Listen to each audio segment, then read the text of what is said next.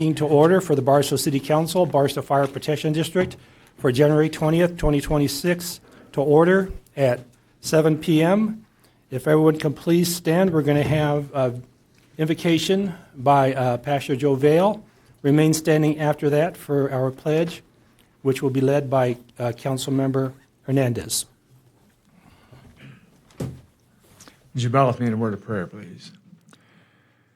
Our Father God, we thank you, first of all, for the blessings you've given to each one of us. So many times, Father, we get caught up in the affairs of life and forget about the good things you've provided for us.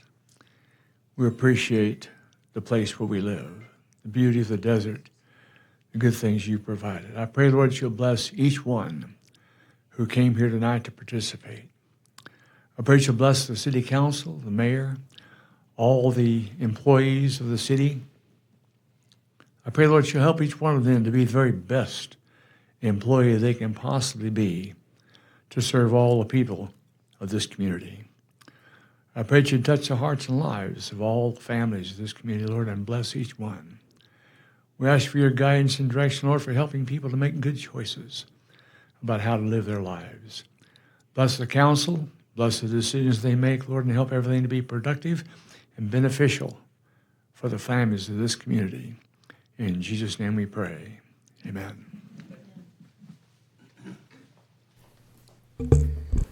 Ready, begin. I pledge allegiance to the flag of the United States of America and to the republic for which it stands, one nation, under God, indivisible, with liberty and justice for all.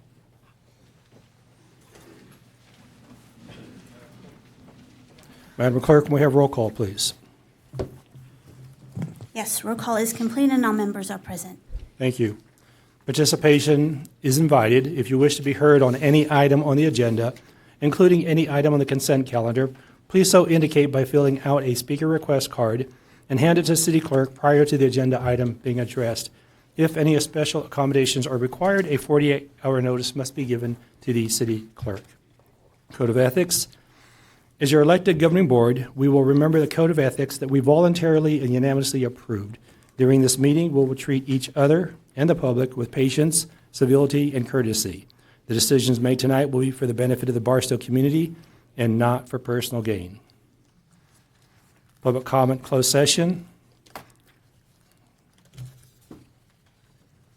I would suggest, Mayor, deferring that, given that we are not taking up the closed session items. Anybody who wants to speak on those items can speak in general public comment. Thank you.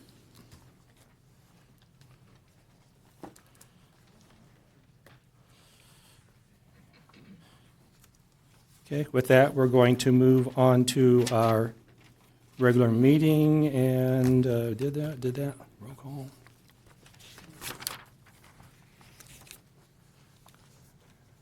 Review and approval of the agenda. This is the time for members of the governing board to call for rearranging the order of the agenda, adding items or removing items from the agenda, or removing items from the consent calendar for discussion and or separate action.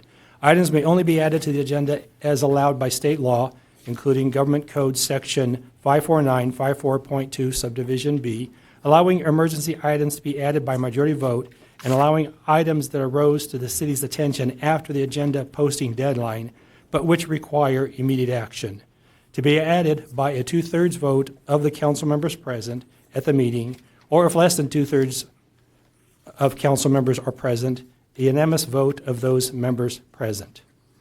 We'll move on to presentations. We have none. So we'll go to general non-agenda public comment. This is the time and the place for the general public to address the governing board on matters not on the agenda and within the city's jurisdiction. Speakers are asked to limit their comments to 3 minutes or less. All requests to speak must be received prior to the agenda item being addressed. If special accommodations are required, a 48-hour notice must be given to the city clerk. Madam Clerk? Mayor, before we begin, we do need a motion and approve second on the agenda. I didn't have that. Oh, I'm sorry. Yes, okay. Motion for the agenda? I move to approve the agenda. Second. Motion by Councilmember Hernandez and a second by Mayor Pro Tem Noble. I'll call for the vote.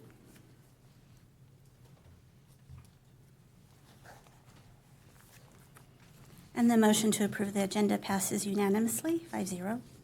And with that, our first speaker is Ms. Anna Fusey on the general, non-agenda public comment.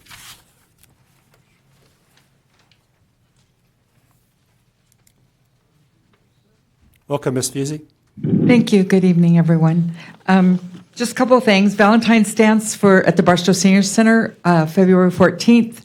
It's a fundraiser for the center, $10 admission, and please join us. I also wanted to mention on Friday, January 23rd, this Friday, is our memorial for Jeff Eason. It's a bingo memorial. All proceeds are donated to the Barstow Senior Center, and so we'd love to have you come out and join us for that. We're expecting quite a crowd. And that's all I have. Thank you. Thank you, Ms. Fusey. Our next speaker is Ms. Sherry Bailey. Welcome, Ms. Bailey. Good evening, sir. Mayor, council, and team.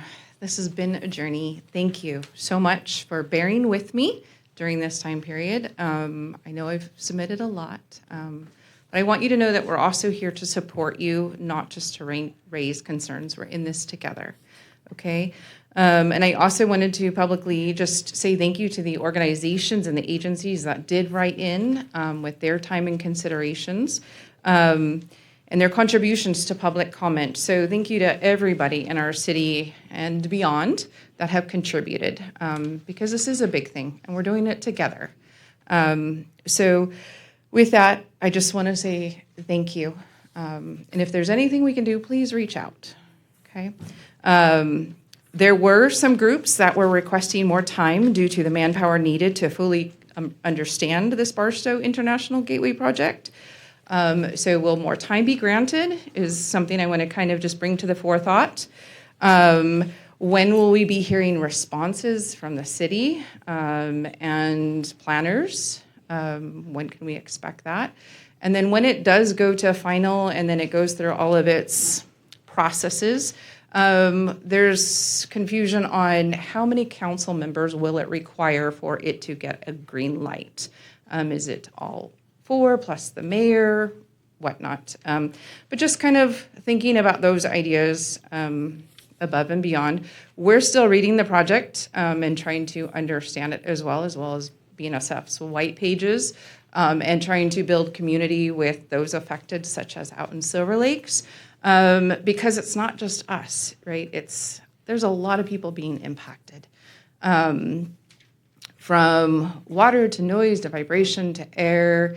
And I know that this is coming from a very high place and trickling down onto Barstow.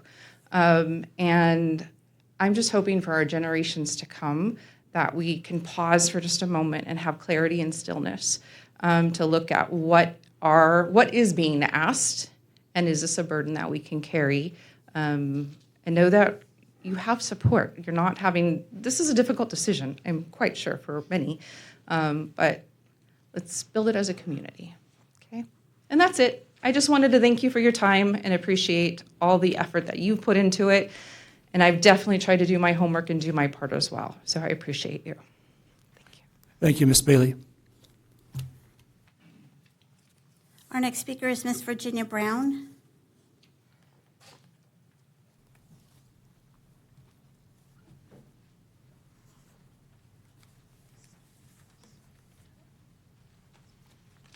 Welcome, Mrs. Brown. Thank you. I wanted to say thank you to our city manager, our assistant city manager, and to Chris Hildreth. They were gracious enough to meet with us, set up an appointment. We had asked for it before Christmas, and with all the holidays and everything going on, it took us all a while to get our calendars together, but they did it, and we were able to get together. During this meeting, something came up, and I approached with an idea that I'm hoping we'll all look at seriously. On Riverside Drive in Yucca, where it dead ends and goes towards the Harvey House and then down towards the treatment plant, we were discussing putting in a T. However, I got to thinking about it, and you're probably aware of this more than anybody, the cars don't stop there.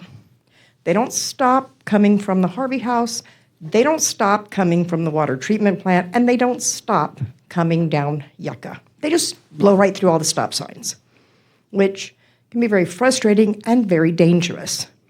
So I put forth to our city manager and to Mr. Hildreth, and I know it's been proposed before at other places. But remember, this area has only one home, mine, and I'm not adverse to it. There are no businesses at this intersection. I would like to propose that we think about a roundabout going into and off of the drive, which would allow for the vehicles coming down to know, I can't just blow through that stop sign and hope I make the turn. No, they're going to know there's a roundabout there. The fact is since they blow that sign anyways, all three of them, this would be a way to stop the accidents at that intersection. This would be a way to allow the traffic to flow without blocking up the people coming off the drive. Because when you get stopped at that intersection, the way the stop signs are and the other cars blowing through it, you can sit there for 10, 15 minutes and wait, and wait, and wait, because nobody stops. This allows for the traffic to move. One direction, smooth flow. So I just thought I'd put that out there and say, hey, how about we try it? It's a good idea. Once you get your head wrapped around a roundabout, you'll be good. The idea is other places, maybe people said no. But in this neighborhood, I've already taken a census, and the people love it. So I think we're on the right track here. Thank you. Thank you, Mrs. Brown. Our next speaker is Mr. E.T. Snell.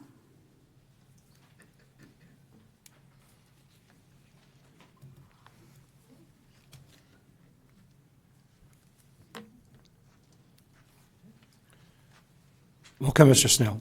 Thank you.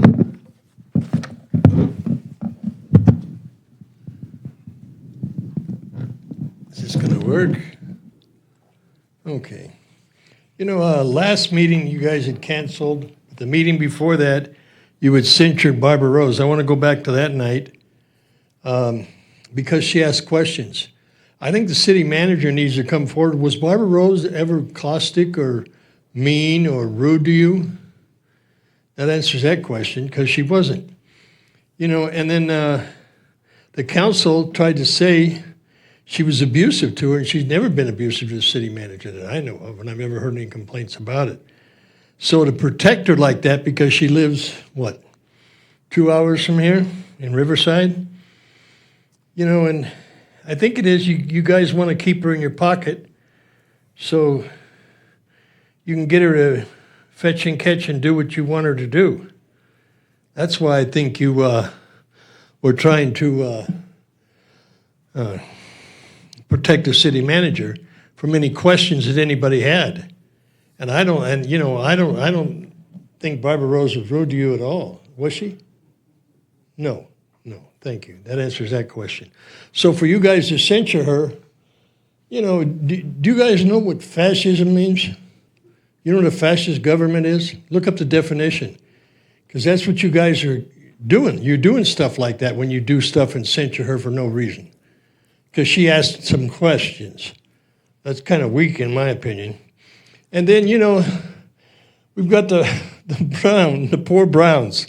They got an acre of land. They have a Connex on there.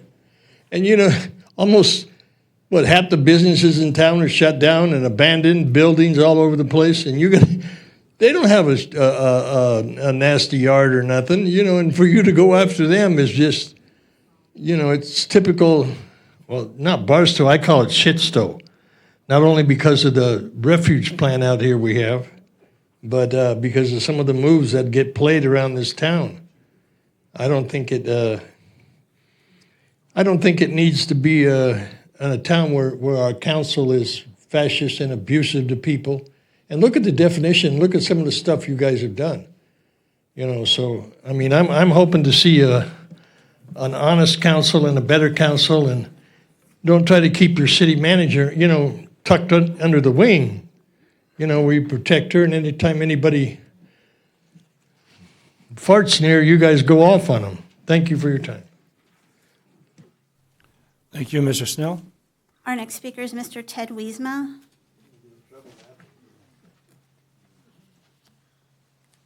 Welcome, Mr. Wiesma. Thank you. Two questions, both related to code enforcement. It seems like the city has not recognized that the main job, I would think, for code enforcement would be public safety. Instead, it's beautification. And I think you ought to prioritize what they do based on real public safety, such as up by the high school. All the shrubbery that's partially blocking the sidewalk and partially out in the street, that's public safety. It ought to be looked at. I also hear that you've been out in Mojave River cleaning up. I'd like to know whose property it was that you cleaned up. Thank you. Thank you, Mr. Wiesma. Our next speaker is Mr. Mike Hernandez.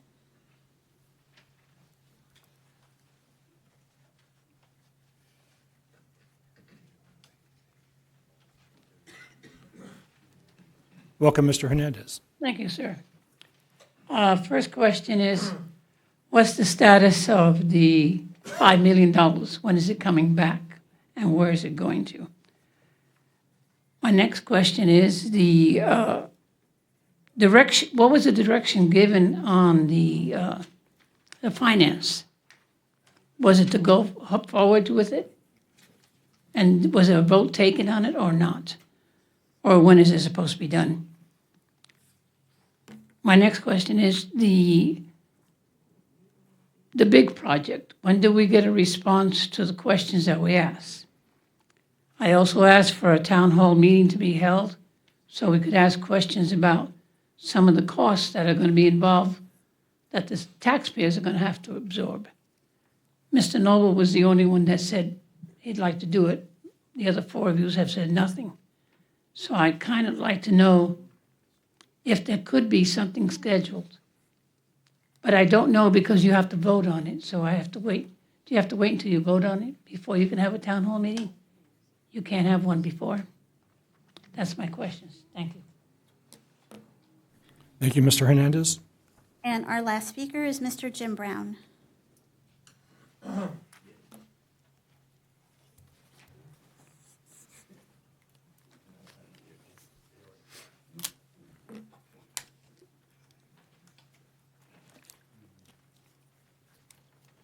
Welcome, Mr. Brown.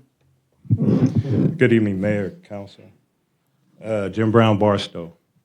I just want to talk about the last city council meeting. My understanding that was canceled. So, and the people didn't, get notice in time, and a lot of people calling me, telling me that why was there a city council meeting when it was supposed to be canceled during the Christmas time? And so who would be getting blamed for that one? And so next one is, we do need a roundabout over there on Riverside Drive because it was an accident and my cameras caught it. My cameras caught the guy speeding and went around this other car and was going too fast and he flipped. And I gave it to the police chief and he got it. And so, but we do need a roundabout there. There's been talk about what happened. Y'all canceled it. Y'all didn't want to do it. But you'll get a grant to Tiger Grant or whatever type of grant it is to fix that. And the police, I just want to thank you. You got good people. You got good officers. You got good detectives, working for you. And I support them. Thank you. Thank you, Mr. Brown. That is all the comments we have. With that, we'll move on to our public hearing. Item number 4, public hearing, lien protest hearing for delinquent trash and sewer accounts. Recommend action. Staff recommends that the City Council, 1, conduct a protest hearing and subject to testimony received, adopt resolution number 5252-2026 and waive further reading. And number 2, authorize staff to remove any properties from the lien and assessment listing should delinquent fees be paid prior to the filing of the final lien list with San Bernardino County. City Manager, Ms. Clayton. Thank you, Mayor, members of the council. I would like to turn this over to Finance Director Harris to provide the presentation. Good evening, Mayor and Council. So this year, the Finance Department, with direction from City Council, was given or created an additional collection effort in an attempt to capture some of these past dues that are sometimes ongoing throughout an entire fiscal year. These efforts this year include several methods. We've created and identified some of the accounts that are on an aging report, and those accounts that are outstanding 90 days or more, we are directly contacting these individuals. We've also included efforts for business accounts. Any of these accounts that appear on our aging report that are in excess of $5,000 past due or 90 days, we are reaching out to them directly by calling their owners or the business owners and making arrangements. In most cases with those accounts, there's a break of communication. The business has changed hands, or the property itself has changed property management companies. And so we are just kind of reconnecting with those accounts to make sure that they continue with that arrangement. We've also contacted our contract, Burtec, and they have created with us a door tag, essentially, which they will place on bins of those accounts that we've identified that are 90 days past due, that we have not been able to reach out and communicate with. And it's a simple reminder that says, hey, please, when you see this tag, please contact the city. With those efforts, we've actually seen a vast improvement of the number of commercial accounts that appear on the list. Keep in mind, this is the first time that we have done a mid-year lien file. So these accounts that you see here are not going to be assessed at this time. This is simply a method to cloud the title, to keep the city from missing those accounts that go through a home sale. What this does is it clouds the title so that if it does go through escrow, the escrow agent will contact the city to make arrangements for those past dues. And so we will be made whole in that sense. As far as quantity-wise, we at this time have 699 individual accounts that we've identified as past due. However, these accounts do have time to make arrangements for payment, to contact our customer service. However, we're not assessing any fees at this period. So the amount that you see due of the $341,518 is solely the amount due. That's just past due bills. There are no fees assessed in this amount. Last year, our entire lien file was 658 individuals at $497,000 for the year. But we are hopeful that this lien effort and this collection effort will bring our residents in and, come to us directly to resolve any of these issues. With that, that concludes my presentation. If you have any questions. Thank you, Ms. Harris. Do I have any questions? Councilmember Rose. Thank you. I'm really excited to see that we are doing this per the council direction. There are a few businesses in here that haven't changed. And, I am concerned that they are on this list.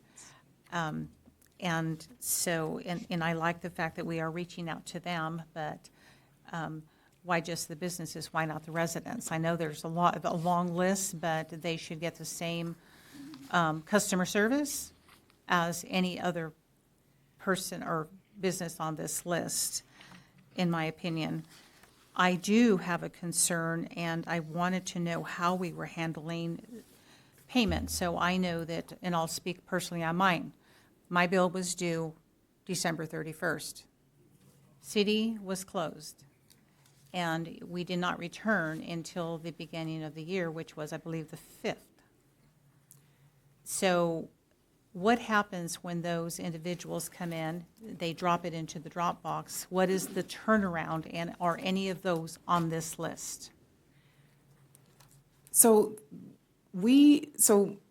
because of the fact that the office is closed, we allow for any of those items that are collected within the drop box to be processed within the normal time frame. If your bill was due December 31st and we come back on Monday after a closure, anything that's in that box at that time will be accounted for as if it came in on December 31st.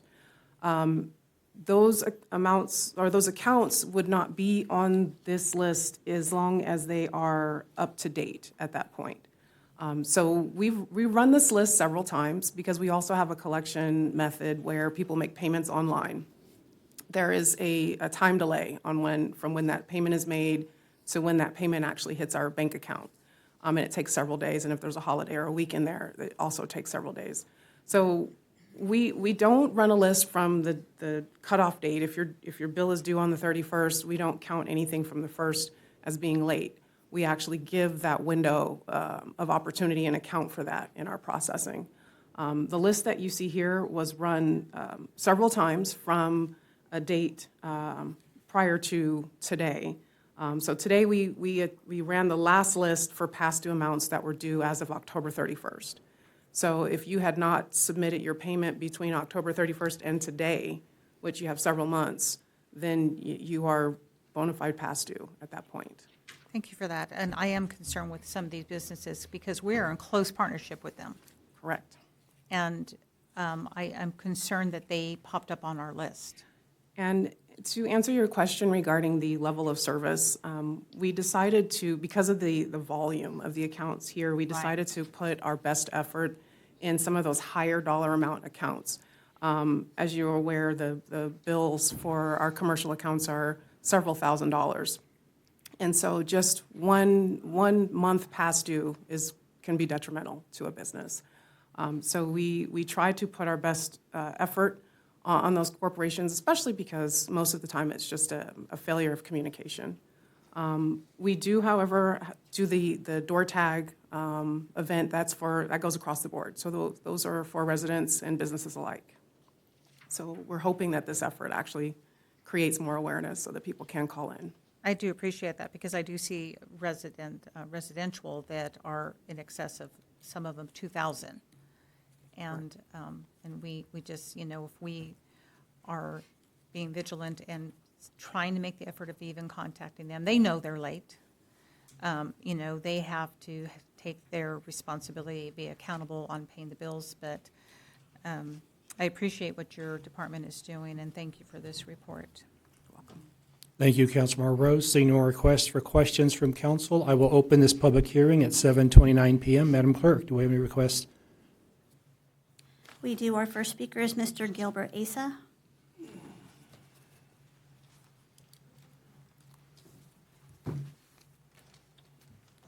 Welcome, Mr. Asa. How you doing? I got a couple of questions. One, I want to apologize for Councilman Noble, that I did your name wrong, the last meeting wrong. I apologize for that. Now, I have gotten 3 delinquent notices in 1 year. Okay, less than 6 months. I got 3 of them. It was paid off, the $900 and something, and that was paid off on the 30th of June. Okay.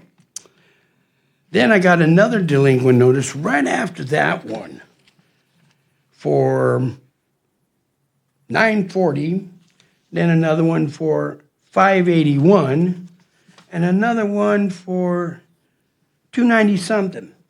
Now, I just located to San Bernardino County regarding all this, and I found out you guys did a delinquent notice with them for the same amount of money that was taken from me. So how can I be paid? My bill was paid for $900 and something, over $900, and then you guys send a delinquent notice to the county for the same amount in November. That I want to know. Why? If you already received that money, why are you sending a delinquent notice to the county regarding my trash? That's double paying. Yes, it is. It's the same exact amount. I have it right here with the delinquent notices and the money that I paid already. So I don't understand is why you did it and why you're charging me and didn't tell them that you charged me already for that bill that should have been taken care of. And then I get a bill this month for over $581 for 1 month. If you filed the delinquent notice and you got paid for it in November, why did I get a $581 bill this month? And this is recent. This I got today. So something's wrong with your finance department. They don't know how to add, or they don't know how to read, one or the other. Because I don't think that's fair that you take money from me to pay the bill, and then you turn around and file a delinquent notice with the county for the same amount of money.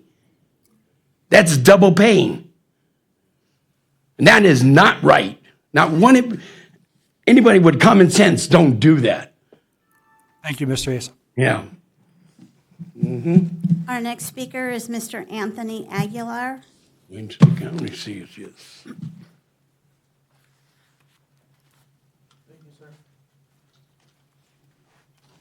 Welcome, Mr. Aguilar. Thank you, sir. Appreciate it. Hello, everyone. I'm here because I'm a permanently disabled person. I was hit by a DUI driver, and I have fractured discs in it. And as a result of that, in 2023, I suffered a stroke, 3 strokes actually. The first one left me completely paralyzed on my left side. So I canceled my trash because I'm limited now as far as I'm being on a fixed income. Being disabled, you're on a fixed income. I had to learn quickly how to manage my funds. So I jumped online and I canceled it. There's a website where you can cancel the trash.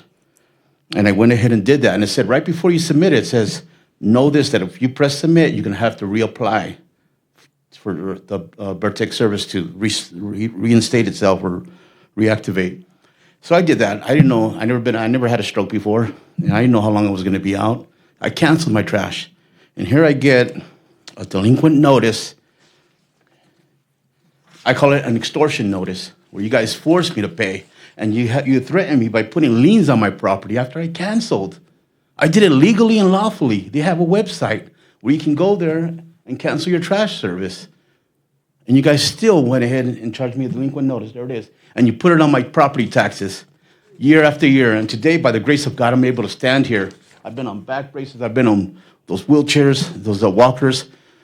And I've been fighting through it, and I have the stress, I have the anxiety dealing with this now. I have a dog that has a tumor, I can't even help her. I have roofing that needs done in my house, I can't take care of that because the city is coming after me every year putting a fraudulent bill, extortion bill I call it, making me pay when I canceled. You guys need to get your act together and fix this, please. You're gonna hurt somebody. My dog has cancer. What about if you do this to somebody who has a family member that's dying of cancer, a mother, a father, a son? You guys can't be taking money like that from people. Do your job and do it right. We expect better from you people, and we demand better. Is that right, folks? Yeah. We demand better. Give us what we deserve. We elected you guys there to serve us, not to serve yourselves. Please fix this. Mr. Mayor, Roseanne spoke highly of you. She passed away. She lived on Mount Vernon. That's why I voted for you, sir. She said that you were a difference maker, and I want to see that. Please. This is for you, sir. This is a copy. Can I approach? Sir? The clerk, please. Thank you. Who else needs copies? More copies here? Give them all to the clerk. She will get them to us. Thank you. Anybody else need one? This is what they're doing to me. They're taking advantage of me. Okay? I used to turn around and just collapse, lose my limbs. Take a look at that. Just to the clerk for the dais, please. There you go. Thank you very much. Thank you for your time. It's a pleasure meeting you guys. Thank you, Mr. Sorry, Aguilar. I'm really nervous and anxiety, but please do the right thing and help me out and fix this problem, please. I don't want to have to file a lawsuit. I love this city. Okay? Thank you very much. Thank you, Mr. Aguilar. Our next speaker is Mr. Hellman. I'm sorry, I can't get the last name. No. Okay. Welcome, Mr. Hillman. Thank you for having me.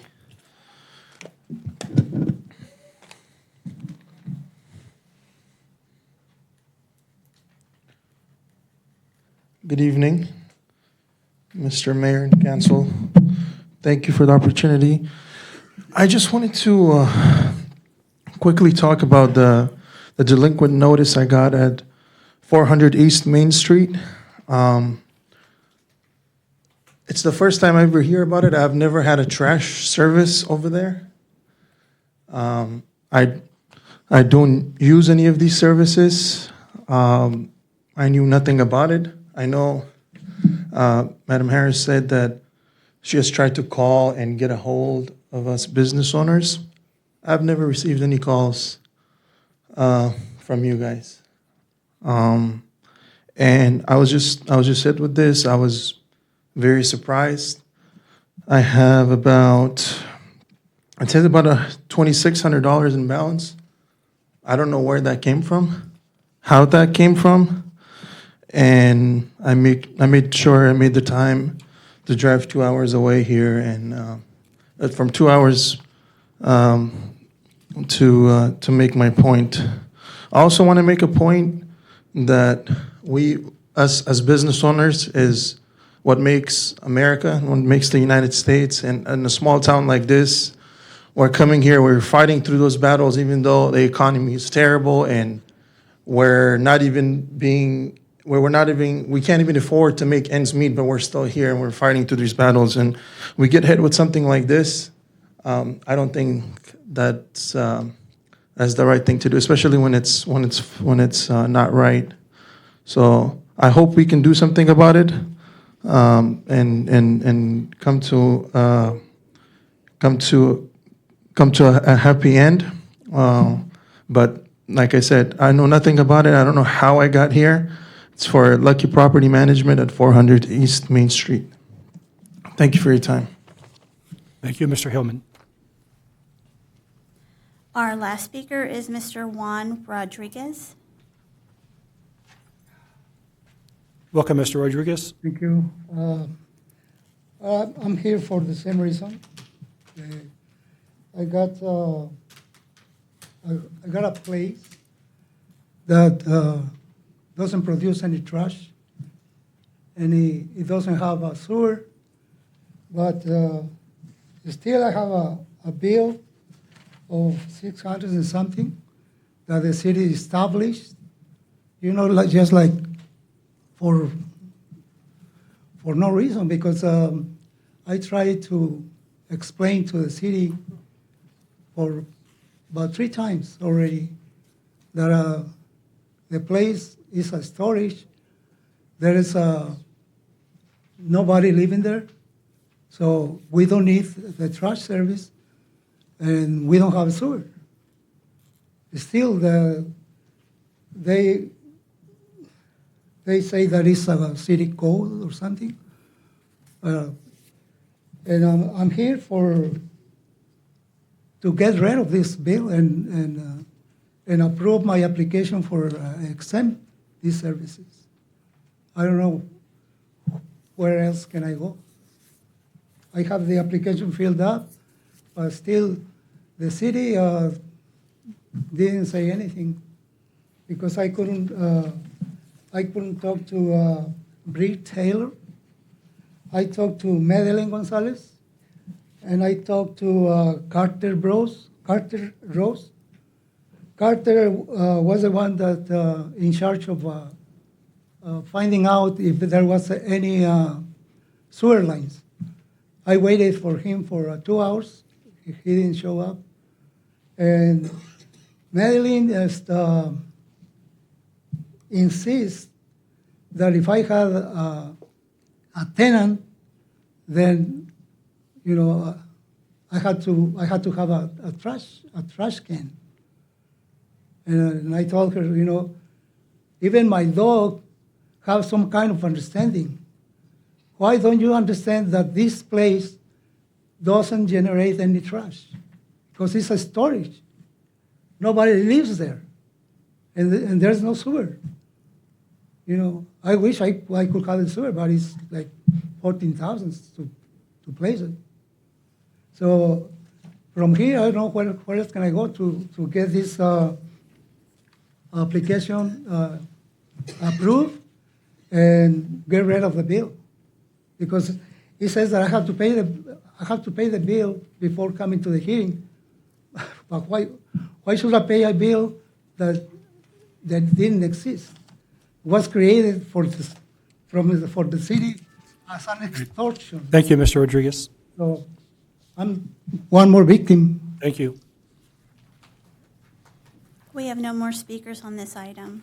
Thank you. This being a public hearing, before I close, is there anyone else that came to speak on this matter? Seeing no one approaching, I close a public hearing at 7:42. Bring it back to council for questions of staff or discussion. Councilmember Rose. Thank you. So I'm not sure where the disconnect is, because we're hearing, and I appreciate we're hearing two sides of the story. We're calling the business owners telling us he's never received a phone call. We have another resident say they've called the city 3 times and they're not getting the help that they're asking for. So there is a disconnection, and the truth is always in there somewhere, because I don't go off hearsay. I go off facts. Hearsay will get you in trouble. It'll get you censured. So in saying that, I do want us to look into this. I want us to call Mr. Gilbert Asia, even though he thinks that every one of us should be in jail other than text, but he still has a right to be helped and to be listened to. And that's what I want to see, is that we're listening to the concerns that are being brought to us. So I would like for us to speak to Mr. Gilbert Asia in regards to what's happening there, and also Mr. Anthony Aguila. We need to reach out to him. Mr. Hellman, our business owner, and Mr. Rodriguez. So I don't know if we need a second, but I really do need to ask that we reach out to them, and also not just reach out to them, that we, as a council, are kept I'll give you a abreast of what's second. happening. We'll need to put it in the motion when it's time for a motion, but just, keep that, and whoever makes the motion, will put it in there. Okay, thank you. Continue. Yeah, and so that's what I'm asking, is not just look into it, but when the motion happens, that we are informed what's happening, because, like I said, I want to know facts. Facts. And if there is something going on that we're not aware of, we need to know this, because we are here, we are working for you, the people. Thank you. Thank you, Councilmember Rose. Councilmember Williams, questions, discussion? I can't understand how a storage that has no trash or sewer is charged. I don't know the story of what's going on here, but I agree with Councilman Rose that we need to spend a little more attention to detail, and we need to reach out and actually contact these folks and see what the real problem is. It concerns me, but I agree with Councilman Rose, and if she needs a second, she'll get it from me. Thank you, Councilmember Williams. Councilmember Noble? Thank you, Mayor. Hey, what is the policy on businesses that do not have sewers, do not have various things? What eliminates them off the list of not having to pay any kind of wastewater fee or trash fee? Do all businesses, are they required to have it? Yes or no? What are the do's and don'ts? Can we put something together and make sure that everyone understands if they're supposed to have it based on this spec versus this, then they know that. And if they're not supposed to have it, then why are we charging them if they shouldn't have it? So we just need to put something together. Yes, and I'll let Ms. Harris expand, but we do have some exemption, as the gentleman stated. There's an exemption application process and certain criteria that you need to meet, and I'll let Ms. Harris explain more. Correct. So currently in the city, trash service is mandatory, and that is by municipal code. So we do not charge for sewer if there is no sewer to a property, but trash service is mandatory. Now, if you have a verifiable vacancy, there's an application process in which we would require that we see some certain documentation. So essentially, we would need to see that there's no services going to an address, no water or gas or no utility service, or within a fair amount. Once that documentation is given to us and the vacancy application is filled, that person does have a vacancy credit, and it will go as far as the application process is adhered to. So what we normally do is have a person come in quarterly to do the application. After a certain point, if we know that it's an address that no one is living in for several years, we will go to an annual process for that vacancy credit. So there is a person, and I believe I heard one of the gentlemen refer to Ms. Taylor Britt. She is in our department. She does handle the vacancy applications. Mayor, if I could add in, the municipal code also allows certain other exemptions for qualified self-haul, requiring, among other things, proving up to the city that that's actually happening, which is most common with certain kinds of businesses who may make their own arrangement for certain kinds of solid waste or recycle transfer. But again, it requires a process. There's a process through the city's code and our requirements. It has to be verified that it's actually happening to ensure we meet our waste diversion requirements under state law. Thank you. Anything else, Commissioner Noble? No, just to follow up, based on what Ms. Harris mentioned, do we have that somewhere on our website that explains those procedures? Somewhat similar but on our website somewhere, so those residents can see that type of stuff. I'm not 100% certain. That I will have to double check, and I can certainly come back to council next meeting and explain where we can find that information. And beyond that, we will add it to the website, and we'll also put an FAQ together. Absolutely. So that And then, we can be informative to the public. Okay, and then we also mentioned the young man that came up here that was disabled and stuff. Are there particulars in that code for veterans, disabled, things of that nature that will qualify them for some type of relief? I believe we also have a hardship credit. Absolutely. And that is an application that will also need to be submitted with the department. All right, thank you. Thank you. Mayor Pro Tem Noble, Councilmember Rose. Thank you. I want to thank Mayor Pro Tem Noble for bringing something out about the website. So if we're not sure it's on our website, how do we hold our residents accountable if we don't even know where to find it? So I really am happy to hear that if it's layered in our website and buried, that we bring it to the surface, easy, user-friendly for our residents. And when we have a resident to come to tell us that they've reached out to the city 3 times with no response and they can't find anything on the website potentially, we have a problem. We have something that we need to resolve. And so I'm happy to hear that our city manager is going to ensure that it gets on the website or pull it up if it's buried. So thank you for that. But again, in order to hold our residents accountable on rules, regulations, codes, they need to be able to access it and to be able to reach somebody at City Hall to have their questions answered. Thank you. Thank you, Councilmember Rose. I have no more requests to speak from council. With that, I will call for the motion. Mayor, I'd like to go ahead and motion. I would like to motion to approve the list minus Gilbert Acia, Anthony Adgala, Mr. Hellman, and Juan Rodriguez until we are able to speak to them and find out what's going on. In this motion, I would also like for a full report back to the council on the outcome of each individual that I'm asking to exclude from this list. We're not pulling them, right? We're going to investigate a little We are pulling further. them from the list because we need to investigate. Okay. So for clarification, the motion is to pull Mr. Issa, Mr. Aguilar, Mr. Hillman, and Mr. Rodriguez from the lien list, and to bring back a report on those four to the council.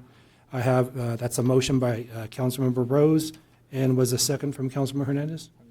Okay, with that, any discussion? I'll call for the vote. Also, before the vote, I need to read off your abstention listing. Oh, yes, please. So for Mayor Silva, his abstentions are for number 50, 51, 52, 56, 345, 346, and 347. For Mayor Pro Tem Noble, numbers 183, 654, 666, 668, 669, 670, 671, 672, and 673. For Councilmember Hernandez, numbers 31, 35, 47, 48, 49, 70, 71, 72, 80, 82, 84, 94, 95, 96, 101, 337, 338, 339, 340, 341, 342, 343, and 344. For Councilmember Rose, numbers 620, 628, 629, 630, 631, and 632. And for Councilmember Williams, numbers 62, 63, 64, 66, 305, 307, 308, 309, 310, 311, 320, and 321. Thank you, Madam Clerk. And for clarification of the public, the abstentions are for anyone that is within 500 feet of a property that we own. And with that, I'll call for the vote.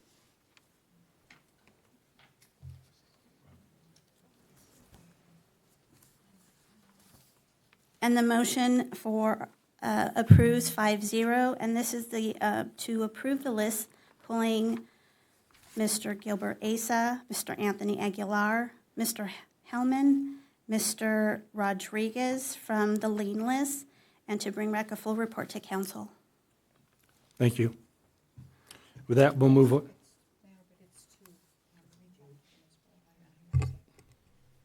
Okay, Councilmember Rose wants to include that you reach out, that staff reach out to them also. With that, we'll move on to consent calendar public comment. This is the time and the place for the general public to address the governing board on all matters on the consent calendar. Speakers are asked to limit their comments on all consent items to 3 minutes or less. All requests to speak must be received prior to the agenda item being addressed. If special accommodations are needed, a 48-hour notice must be given to the city clerk. Madam Clerk? Okay, we're on consent. Our first speaker on consent is Ms. Marcia Wiesma, speaking on items 5 and 8. 5 is the amendment to the park maintenance agreement, and 8 is the approval for the professional service agreement for citywide landscape services.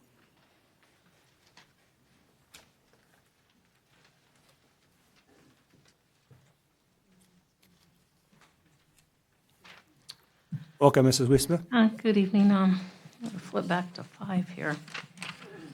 I had some concerns on this one, but I do think that all of the people that are in the Heights and the Community Service District, they're out there cleaning their parks. They're out there keeping things nice.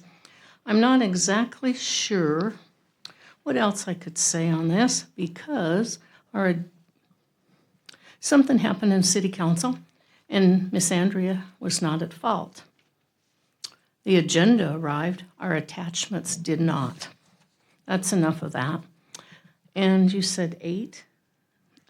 Number 8, the First Amendment one that's going on. The staff was recommending the city council approve a lease agreement and find professional service agreements for landscaping. Why are we hiring someone for landscaping to do what Public Works has done? 3 men, they did it all. Now Public Works is cleaning up after the homeless and after John Tex has located someone. You do have other options. Perhaps you forgot about them. The sheriff's have a public release program for their people that are on minimum security, but they are watched quite closely. Those people do a great job. You see them along the highways. I've seen them in Apple Valley and Hesperia and Victorville. Why not Barstow? Having 2 of them. But what's a better choice is everybody's cleaning up themselves, keeping things clean, using the trash bags. And I think that if you're going to go out and hire 2 people, you need to hire 2 or 3 or 4 to go with Tommy's crew. They've done an excellent job. Just look at the website and look at all the messes and the problems they've cleaned up that Texas people have called into him. Thank you. Thank you, Mrs. Wiesma. Our next speaker is Mr. Ted Wiesma, speaking on item 8, which is the approval of the professional agreement for citywide landscape services. Welcome, Mr. Wiesma. Thank you. Also, number 10 should be on there.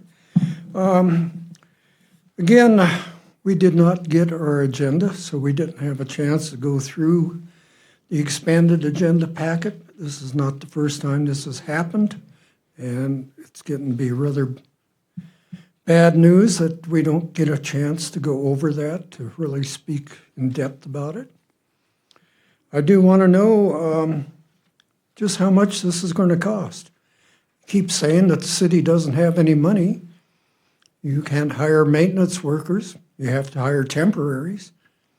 So why are we spending money for contracting if you can't spend it on your own people?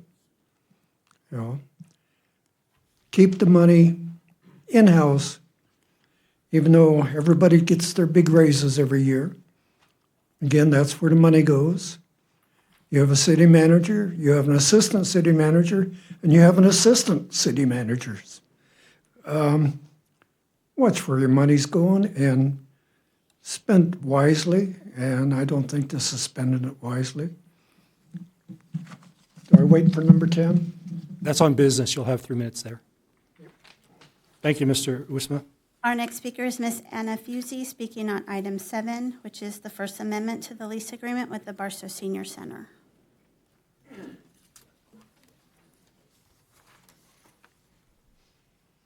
It's freezing in here. Welcome, Ms. Fusey. It's really cold. I just want to thank Barstow City for working with us. I really appreciate it. They've really supported us in many, many years past, and thank you for everything you've done for us in the last couple of years. Appreciate it. Thank you. Thank you, Ms. Fusey.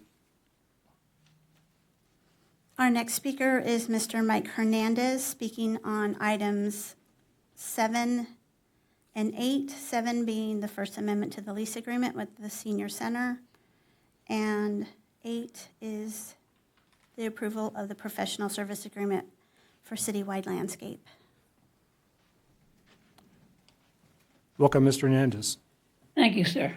On 7, I'd like to know who's going to monitor the contract between the seniors and the city. It took quite a while to get this contract revised, and I think a lot of it's due to negligence of nobody following through. They were doing things they weren't supposed to be doing, and the city was looking blindsided. So you need somebody to monitor this. On number 8, I want to know, is there cost savings by contracting it out than city employees doing it? And if there is, what is the amount? That's my questions. Thank you. Thank you, Mr. Hernandez. And our last speaker on our consent is Mr. E.T. Snell Also speaking on item 7, which is the First Amendment to the lease agreement with the Barstow Senior Center.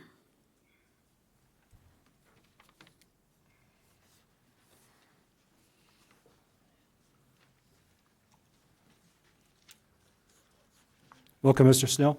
You, I don't know how much longer you guys are going to be able to beat me up because I just found out I got Parkinson's. So, man, coming to these meetings ain't easy, especially dealing with you clowns. You know, if you allow booze over there at all them seniors, there's going to be a lot of happy dancers, but you're going to have to allow pot too. And you got pot and booze, somebody's going to pull out a bag of Coke, and before you know it, the city's going to be getting sued.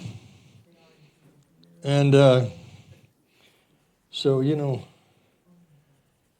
I think it's pretty obvious if they didn't need permission, the city wouldn't be liable. So if they need permission, it's pretty obvious that the city's going to be liable. And with a good, sharp, banjo-playing attorney, you know, you could probably get a lawsuit out of the deal. So, you know how the law is. You never want to know the ingredients on laws and sausage for many reasons. So, let's see here. Can't read my own writing. So, what I think they need over there at that seniors, I think they need about 10 computers and somebody to teach those old folks how to run a computer. That'd be nice. I didn't see any computers over there, and if they do, it's going to be usually for staff. I don't know what their program is, but I'd like to see them get some computers for the seniors. So I think you guys, no matter how much insurance they have, it still could come back to the city. And that's my belief. That's my legal opinion for what it's worth. So, I mean, they're getting quite a bit over there. They're not going to miss much. So, thank you for your time. Thank you, Mr. Snell. That is all the comments we have on our consent, and with that, I'll go ahead and read it. Yes, go ahead. No, we're going to have the reading, then we'll have questions, motion, discussion. So our item 5 is the amendment number 2 to the park maintenance agreement between the City of Barstow and Barstow Heights Community Service District. The recommended action is that the City Council approve Amendment 2 to the park maintenance agreement between the City of Barstow and the Barstow Heights Community Service District and authorize the city manager to execute the amendment on behalf of the city. Item 6 is a contract agreement between the City of Barstow and the San Bernardino County Department of Public Works for the Rimrock Road Pavement Improvement Project from Avenue H to Agarita Avenue. The recommended action is staff recommends the following. 1, the City Council approve the attached agreement between the City of Barstow and the County of San Bernardino's Department of Public Works, which will authorize joint participation in the Rimrock Road Pavement Improvement Project between Avenue H and Agarita Avenue. And 2, the City Council authorize the city manager to execute any necessary documents pertaining to the agreement between the City of Barstow and the County of San Bernardino. Item 7 is the First Amendment to the lease agreement with Barstow Senior Center to authorize third-party events with alcohol service. The recommended action is staff recommends the City Council approve the First Amendment to the lease agreement with Barstow Senior Citizen Center as presented. Item 8 is the approval of professional services agreement for citywide landscape maintenance services. The recommended action is staff recommends that the City Council award the professional services agreement to Lasting Images Landscape, Inc., and authorize the city manager to execute all necessary documents. Item 9 is Resolution 5253-2026, update to benefits references consistent with approved Unit 6 MOU for the elected city officials pursuant to Government Code Section 36517. The recommended action is to adopt Resolution 5253-2026 to update the benefits references for the elected city officials to align with the correct article numbering in the recently approved Unit 6 Memorandum of Understanding. And that is the end of the consent calendar, Mr. Mayor. Thank you, Madam Clerk. With that, I'm going to go to questions of staff, and I'm going to start with City Manager, Ms. Clayton, I had called in earlier regarding Section 3.5 and that not matching the fee schedule. Did you get that figured out? Yes, I am trying to go to section 3.5 right Page now. 117 of the agenda. This is on item 8.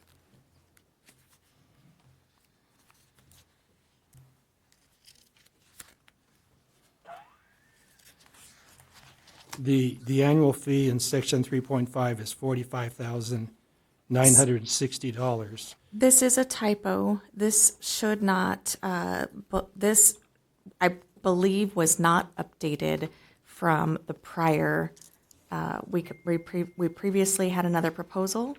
We added additional scope within the requested proposal. They updated it. However, this section did not get updated, so. Okay, so the fee this- schedule would total $115,848. and Correct. That So is that should be the number in section 3.5. That is correct. The fee schedule's on 115 and 3.5 is on 117. Okay, I just wanted to clarify that because one of the questions from the public was the total cost. Yes, and it is the 9,500 approximately per month, which is the 115,000 per year approximately, yes. Okay, and then I have two council members in the queue. Are these questions or discussion? Questions. Okay, Councilmember Williams? The question is, what is the cost savings versus a contractor versus staff doing it? Do we have that number?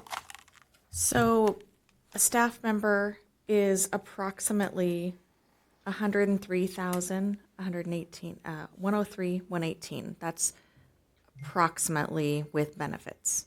So we're at about 103,000 per employee, fully loaded annually. The next question is, how many, and I'm going to believe that, you know, if we have someone from Public Works, I'd appreciate this answer. But what is how many bodies are we understaffed in Public Works currently?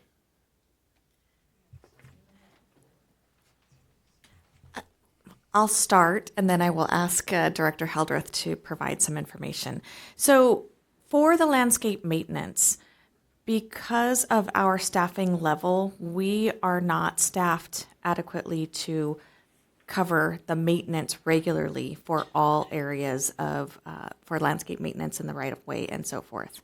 To quantify that, that's a little more difficult. But what this allows us, because it's 115,000, it does expand all of the areas listed in the agreement that will be able to be regularly maintained that we cannot currently maintain. And I'll ask Director Hildreth to add anything to that. Yes, to piggyback off of what the city manager said is, whenever we first started talking about this, we have noticed that we've had deficiencies in certain locations, maintaining the medians, and we keep adding more and more items to the list of maintenance. Right, so the First Street Bridge, as beautiful as it is, you see all that rock, and you just imagine all the weeds and stuff that are going to grow inside of there. So, but all of that, Linwood, same thing, the grade separation, all those things we just keep adding and adding and adding to the park maintenance department, the open space for them to maintain. We've never added additional staffing. So whenever the city manager mentioned that, you know, this is how every other city does things, you know, to be able to get ahead, we started looking into it, and I've asked the open space manager and then also Mr. Alva, the Public Works Supervisor, to look into how many man hours are we short. And so there was a rough estimate done on every single park, every single open space of man hours that it would take to be able to maintain that adequately. And whenever we say maintain it, we're doing the basic needs. We're not improving the parks. We're just barely maintaining the parks. So with that, Mr. Alva and the manager of the open space came up with approximately 5 to 7 employees that they would need to increase staff levels to be able to provide an improvement to those areas, not just maintain those areas. Appreciate it. So what would be the cost of what we're estimating per employee times 5? So to round that, it is approximately $100,000 per employee, so we're talking about $500,000 approximately. When you first came on, did we have a discussion about landscaping and public works and deficiencies when you came in? Yes. Were you surprised that we were doing everything with public works and doing mediums and everything else? Yes, and as Director Hildreth explained, our conversation, it is standard practice in every city that I have worked in to have a landscape maintenance contract to supplement what staff is not able to maintain on a regular basis and get economies of scale. Is there an advantage to having a contractor? Let's say that you hire employees, you're kind of stuck with them. With this contract, can we cancel the contract at any time? Yes, and so with budget constraints, this is the most effective way to move forward when in the future, when we have more capacity in the budget, we would definitely want to add more staff and increase the staffing level. This allows those hard to maintain on a regular basis areas to be maintained regularly while freeing up the staff time to work on more project-related items. Is Rimrock medium part of this contract that they're going to maintain? Because we're having difficult times maintaining it now. I believe that is in this scope, yes. Is it a safety issue not to be maintaining those mediums, like on Rimrock when they get out of control? Yes. This will relieve that safety issue? Yes, it will. The last thing I'm going to ask you is Public Works, the Tommy's folks, are they happy with this contract, and does it relieve them of some of the pressures of maintaining things in the city?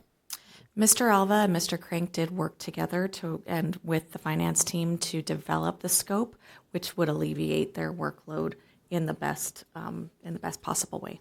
Is it true that they are going to continue to mow the grass at the parks because they're so proud of themselves for what they have been accomplishing in our parks? That is my understanding, yes. Thank you. I'll wait for discussion. Thank you, Councilmember Williams. Councilmember Rose. Thank you. Just want to thank the mayor for catching the big difference in the fee schedule from, we were looking at $9,654 and it's actually $115. No, it was 34. 34? Can you clarify, please, on what you had said? I wrote it down. 3.5. I'm sorry, it was 49,960, but it's 115,848. Right, 49, thank you. That's 49, I was looking at it on this one page. So thank you for catching that.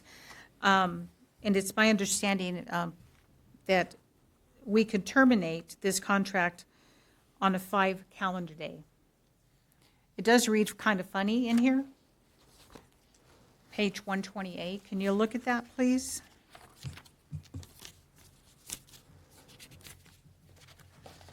It says the city may terminate this agreement for any reason on 5 calendar days written notice to consultant. Yeah, so we have 5 days to terminate it, and in turn, the consultant has to give us 30 days' notice. Their section, the next one, 17.2. Okay, yes, that's what I'm reading, but on 5 calendar days, it's kind of like reads a little funky. I understand what we're saying, but that's what it is, termination on 5 calendar days, correct? Yes. And then they have 30 days. My other question would be, and Councilman Williams asked if the staff members are happy. Without actually talking to the staff members, we wouldn't know if they're happy because it would cut some of their overtime, correct? Potentially? I don't have those details. I would have to get back to you. I believe the answer would be yes. If we spoke to the employees, it would cut their overtime. So it does affect them. My question would be, according to the unit, they're part of Unit 1, is that correct?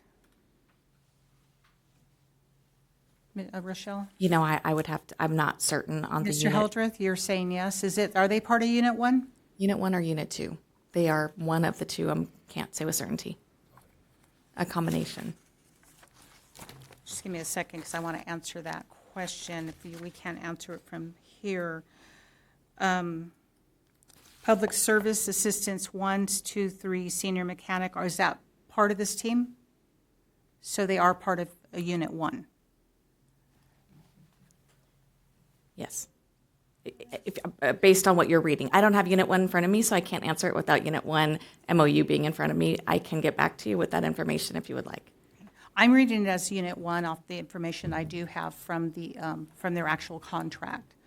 My question is, so, and just for transparency, on Article 5, it says management rights. And keep in mind, this is the one that expired on 2025, but I don't think the language changed on the new contract. But my question would be, and let me just read it, and then I'll ask the question if I may.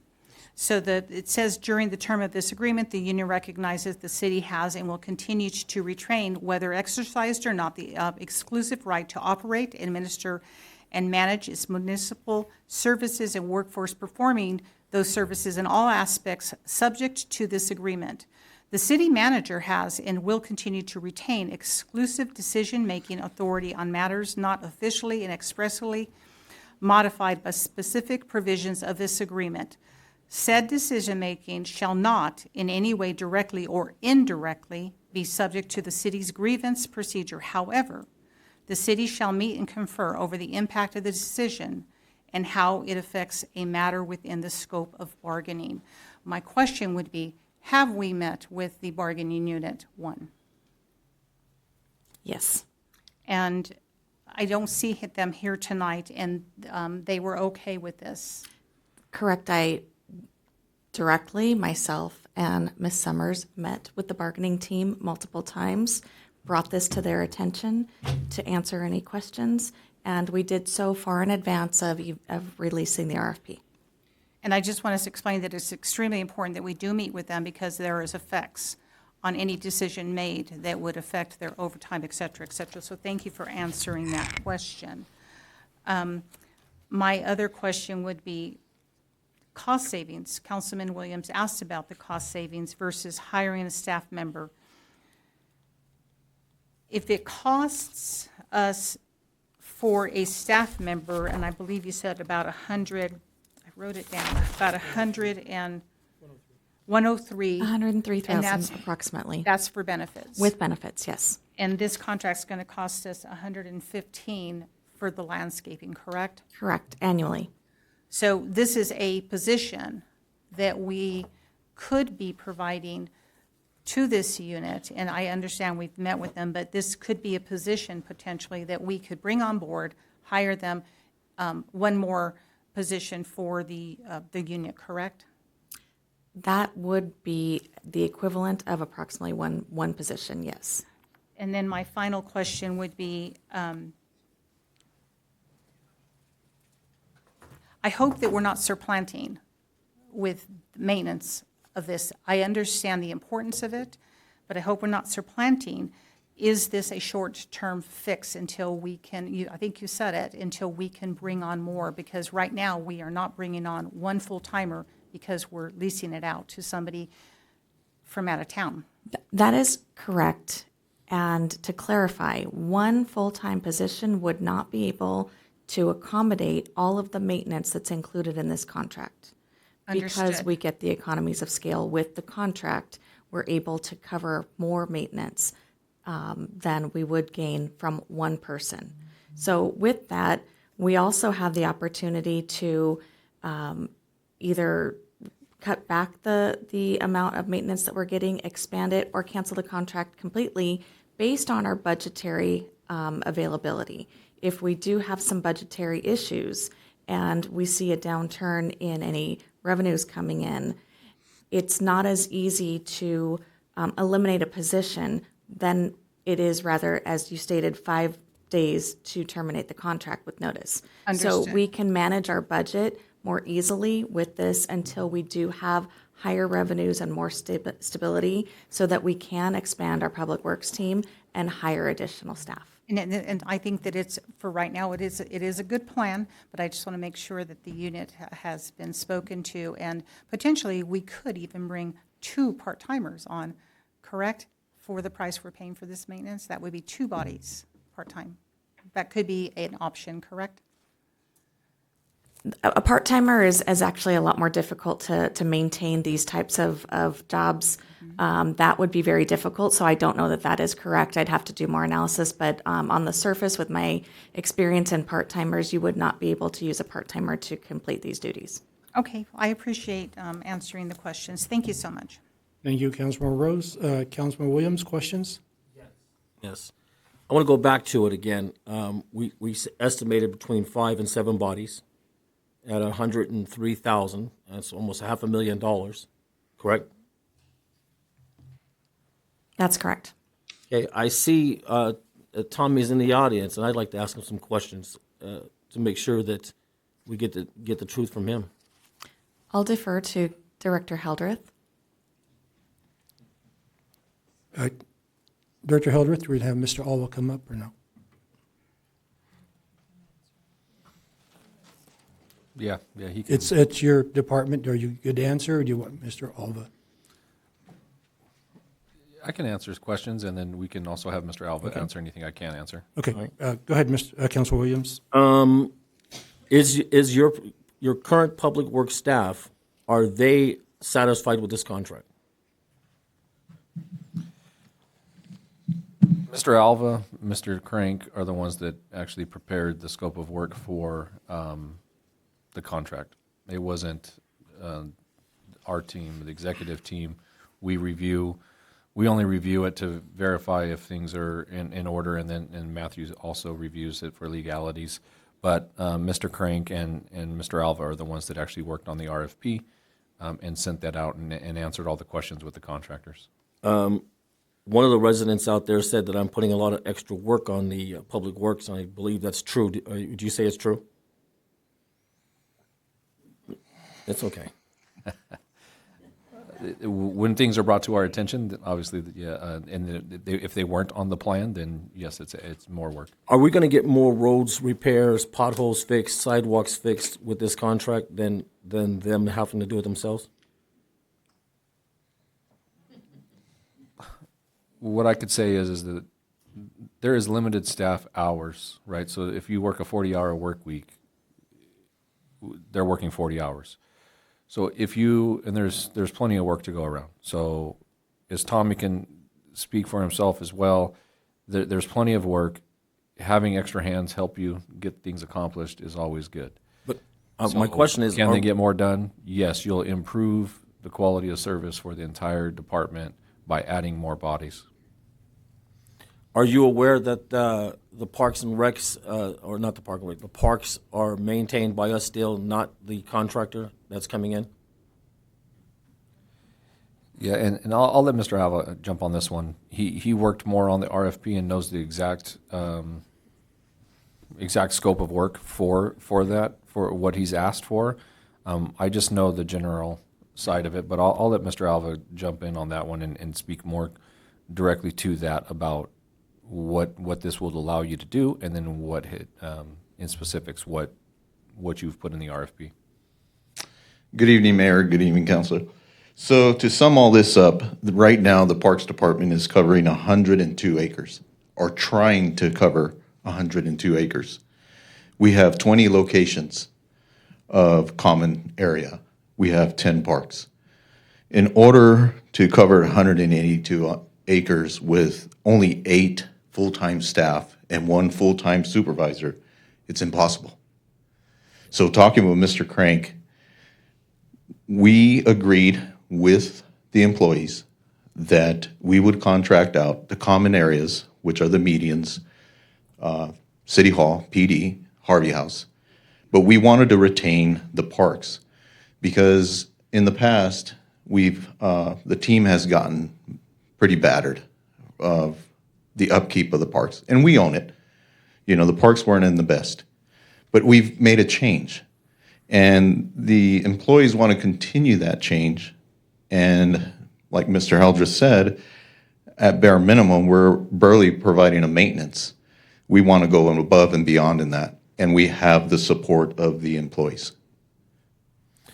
So, Mr. Helder, with that said, the residents will benefit from this because he just said that the parks will get better than what they already are now, correct? Yeah, and to touch on the employees, you have a talented group of employees.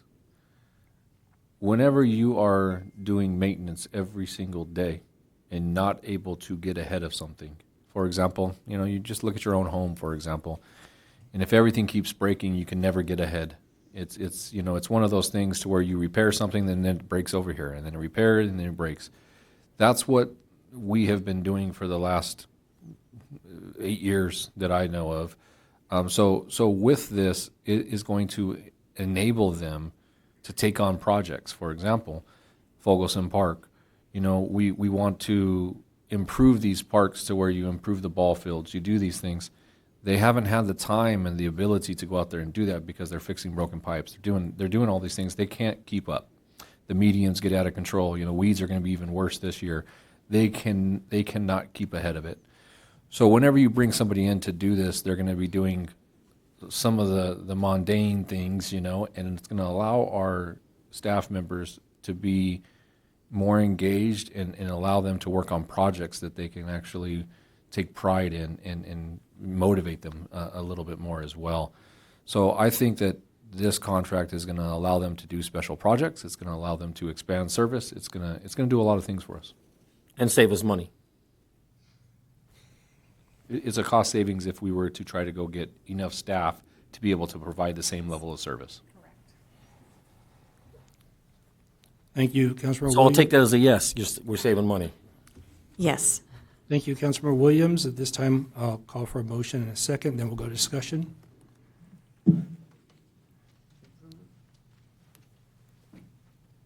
I have a motion by Councilmember Hernandez. I haven't heard a second. I have a second by Councilmember Noble. Go to discussion. I'm going to start, if it's okay with the council. We see recurring problems, and you call us out on it when code enforcement goes up and writes up a private property. Well, what about the city? What are you going to do about it? I've been talking to the city manager about this for probably since she started. We have to have solutions for problems we see every day, every year. We can't just keep ignoring them and just take Rimrock Road divider. I called that out when I wasn't on council because it was hazardous. Not the weeds as much as the shrubs were allowed to overgrow to where you could not see coming out of Borrego making a left-hand turn on a rimrock because the shrubs are overgrown. Probably the wrong vegetation to be planted in the first place because it shouldn't have to be trimmed every year.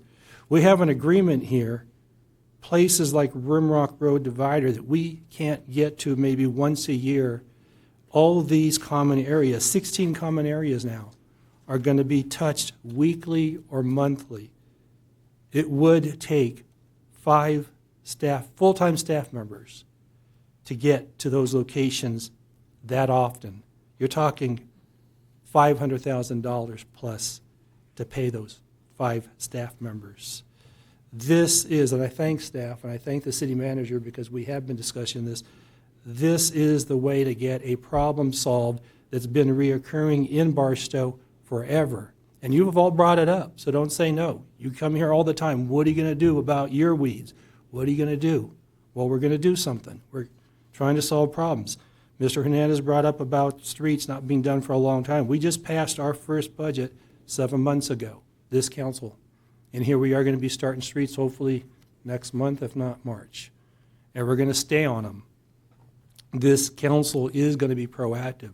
This council will react when we have to react, but we don't want to be reactive. We want to solve the problems that occur every day, every year. So I want to thank staff. This is the best way to do it. And now we're going to be getting the weeds and trimming the shrubs before they're an issue. So thank you, and Councilmember Williams. First of all, I want to thank you, the city manager, for the discussion we had today in her office when she was stunned to find out that our Public Works was doing everything. It all started with me, you're right. It has started with me beating up Public Works, and Tommy's right. My intention was not to attack him and beat him up. Well, I'll take it back. Yes, it was. It was. And but what I find remarkable and satisfying right now is that they don't want to give up their parks.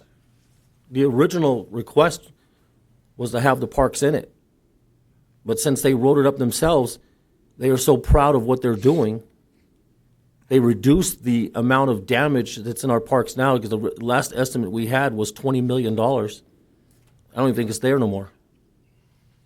And that's because of the hard work of the Public Works. And Tommy, I'm going to tell you personally from me, I think you did a fantastic job.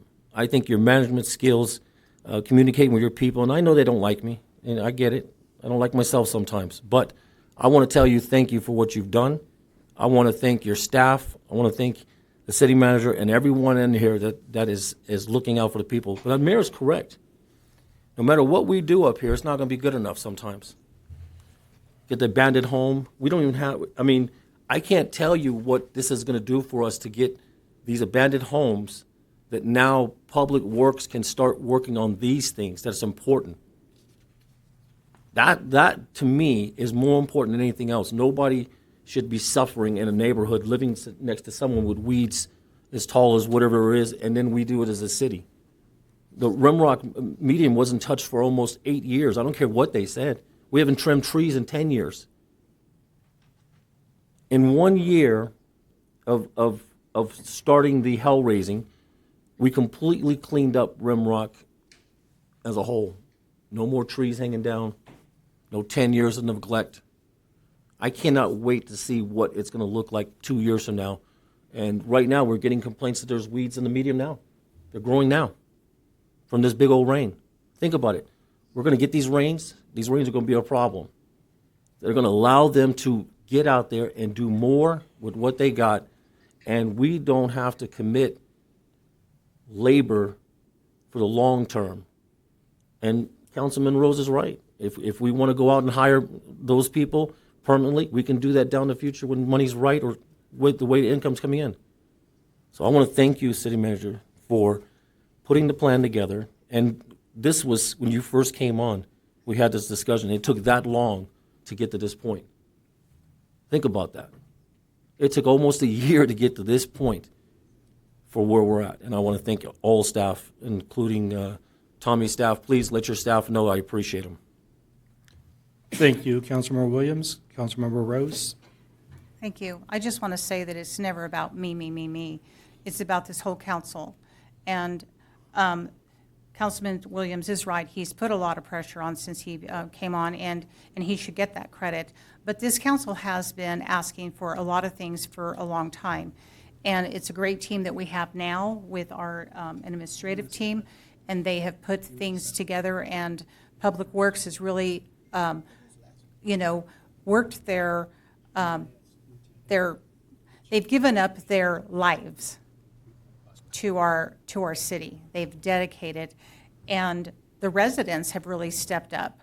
They have an avenue through Facebook. They have an avenue through our current city manager and Mr. Hildreth.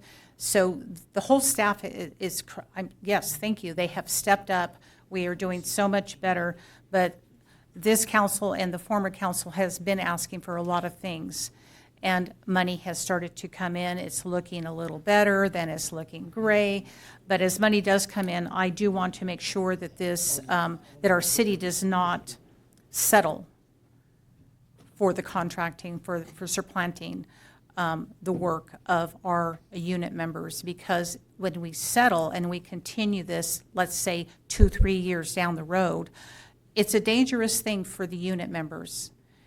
It really is, and we need to protect those positions that are already in place and move towards filling these positions. Is it a cost savings? Absolutely. We cannot hire the 5 more or 8 more positions, but we're not really saving money if we're not hiring them. We're spending money. There's not a savings if we're not hiring them. We are spending it, but it's money well spent right now because we need to have this. We need to have fill in the spots where we need that help. So I just want to make sure that this is more of short term, and that as money does start to come in, that we start filling more positions, and make sure that, you know, that we're treating our unit members right. And it is really good that we're going to have better time management, that we're able to focus more on other projects. So, I mean, it's a great thing, but I just don't want us to settle and make it a long-term thing. Thank you. Thank you, Councilmember Rose. Before I call for the vote, I'm going to ask Councilmember Hernandez, in her motion, that 3.5, the monthly fee be changed from $3,830 to $9,654, and the annual fee from $45,960 to $115,848. So if the city clerk can amend it to make those corrections. If I can get the The second. motion. I got second. Okay, with that, call for the. Mayor, if I yes. could jump in, is the motion on item 9 item 8 along with the rest of the consent calendar? Was that the motion? The motion, yeah. but Thank you. I want the change on 8, yes. Thank you. Call for the vote.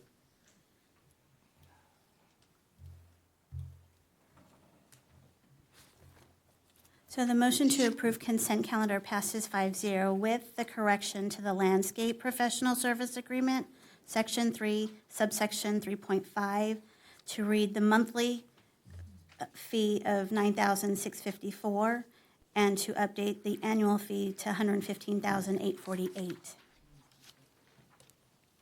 Thank you. Did we vote? Did you show the vote? Yes. Okay. Okay, great, then we'll move on. We have no deferred items. We'll move on to business action items. Item number 10, consideration of a request for Measure Q community promotional funds and fee waiver for the 19th Annual New Mexico Chili Cook-Off and Blend Fest. Recommend action that the City Council provide direction to staff regarding the amount of funding and/or scope of fee waiver. City Manager, Ms. Clayton. Thank you, Mayor, members of the council. This item has been brought forward to council based on a few things. One, we did receive an application. In your packets, you'll see the application was submitted for $25,000 for the New Mexico Chili Cook-Off and Belen Fiestas. The council's approved policy does list the annual cook-off in its annual approved list of events. However, that approval is up to $3,000, and as I stated, the application is for $25,000. It has been amended slightly to include the staff in-kind and staff direct paid items of the sound system and the porta potties, which totals with the sound system of $4,500, porta potties of just under $1,400, and all of the staff in-kind cost and associated fees totaling $16,273. The additional budget that the applicant Dos Costas has requested is an additional $16,300, which would total $32,573. Staff's recommendation at this time is to approve what the staff in kind and the few items totaling the $16,273. But again, the total application beginning was $25,000 with the adjustments. Total funds requested total $32,000. With that exceeds the standard amount that I believe the council has authorized in the past. But this is, I understand, an event that the community enjoys, and I do understand that council has discretion per the policy to increase from the standard $3,000 that you have authorized for the city manager. So I'd be happy. The applicant is not here today, but I did meet with the applicant the week before last and have been in communication, and I'd be happy to answer any questions and take direction from council. Okay, questions of staff? Councilmember Rose? Thank you.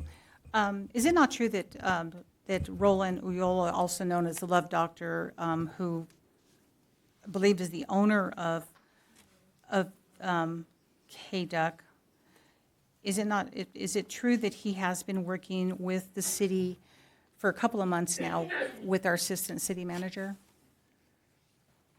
I cannot say that that's exactly true. If you could help me understand what working with. We've asked for information. I specifically, myself and Mr. Chapa, Assistant City Manager Chapa, have asked for some backup documentation to provide the costs. And we have not received anything other than what staff has reached out to get directly.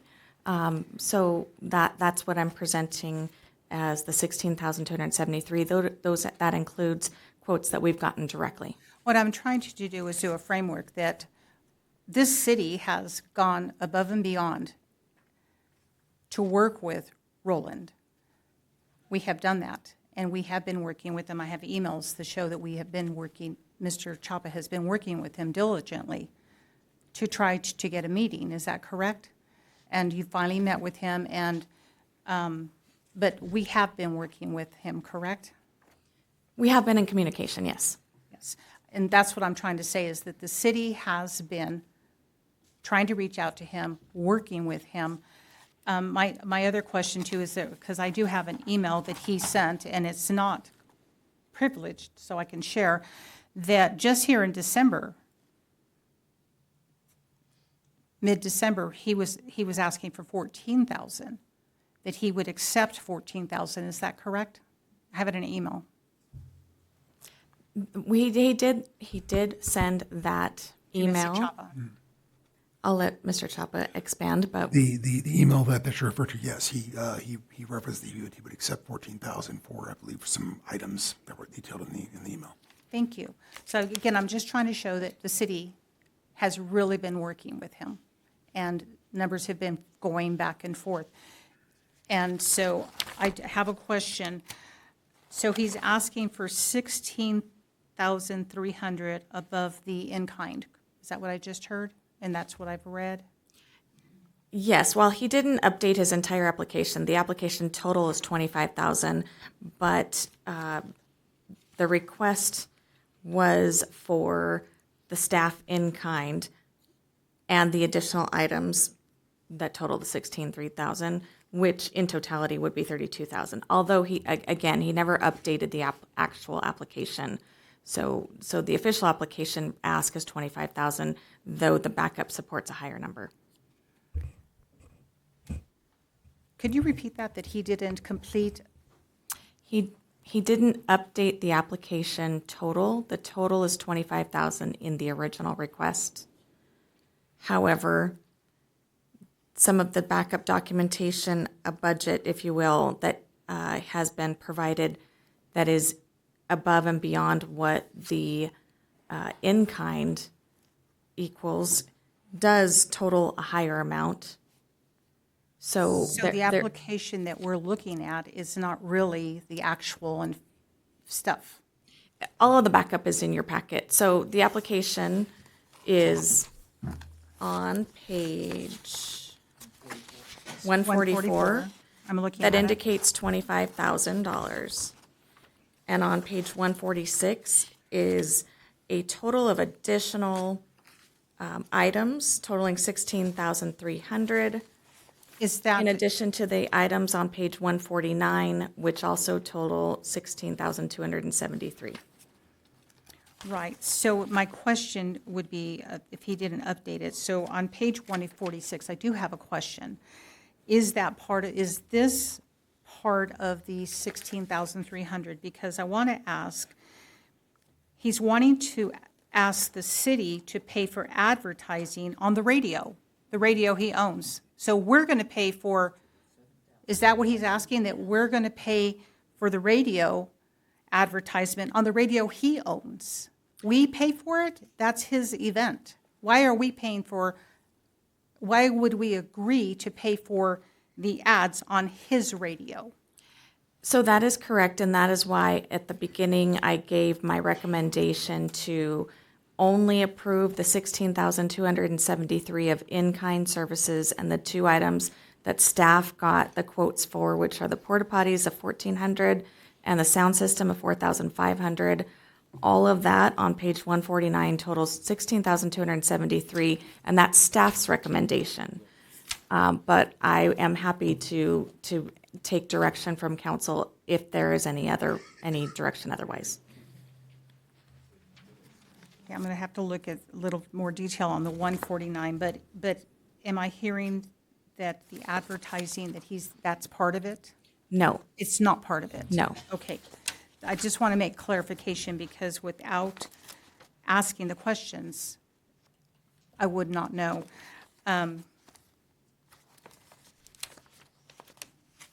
So he's willing to take the 16.3 on top of the in-kind? If this council approves. He's requesting the $16,300 on top of the in-kind. Staff's recommendation is the in-kind, which includes H Pro events, sound system, $4,500, the ADA bathroom rentals of $1,384.80.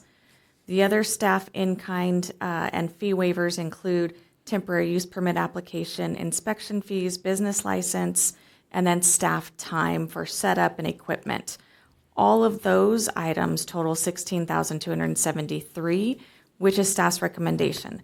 Everything else listed by the applicant, including the advertising, that is not in staff's recommendation, but that's part of the applicant's request, and I'm happy to take direction if you'd like. Otherwise, however, staff's recommendation is only the in-kind, as I explained. No, I appreciate that because it's, without looking a little more closely to that spreadsheet, I mean, him asking for us to pay for the advertising on his radio, it was like, what? So I appreciate you answering those questions. And I will defer to comments into that discussion. Thank you. Thank you. Thank you, Councilmember Rose. Before I move on to other council members, the math's not working for me, so I have a question. He's asking for $25,000, that's a monetary donation. Correct. And then the in-kind services is $16,300. Okay, so that's putting us over $40,000. Where did we get to 30? He sent in an email reducing the amount of his request, although he's changed it a few times. The one email, as Councilwoman Rose stated, said, I believe, 14,000. He said he was willing to accept 14,000 plus the in-kind.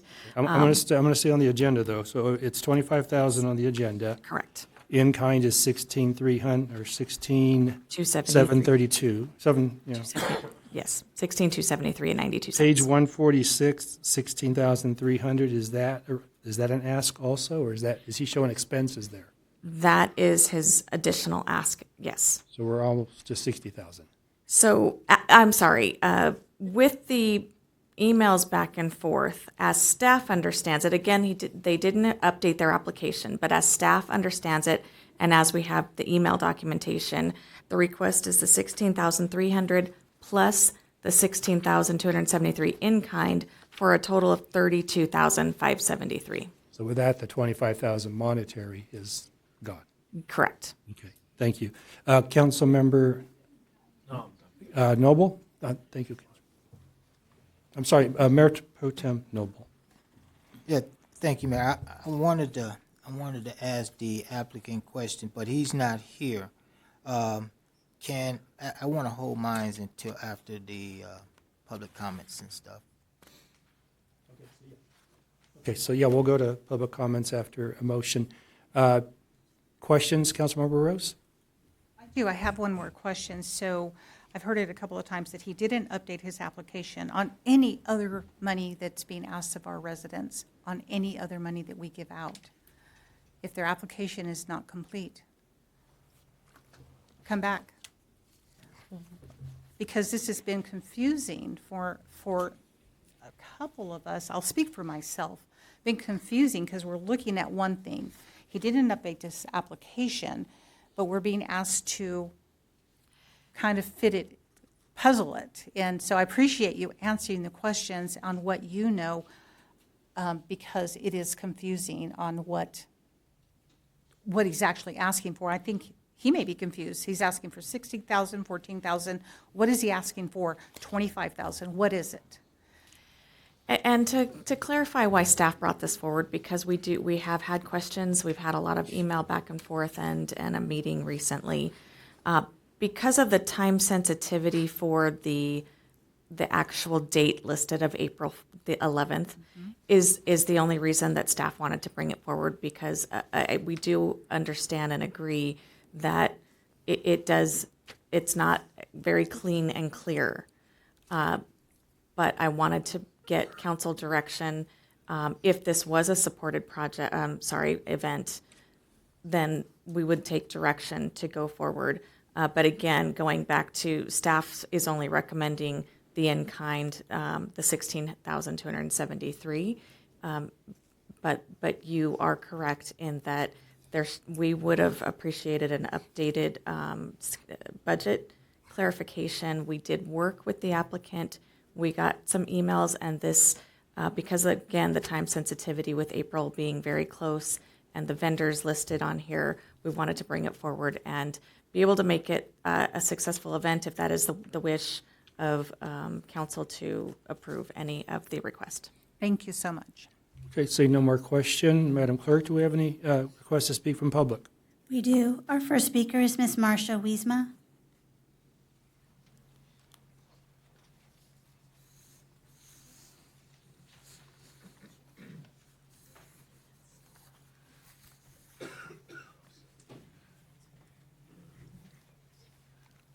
Welcome, Mrs. Wispa.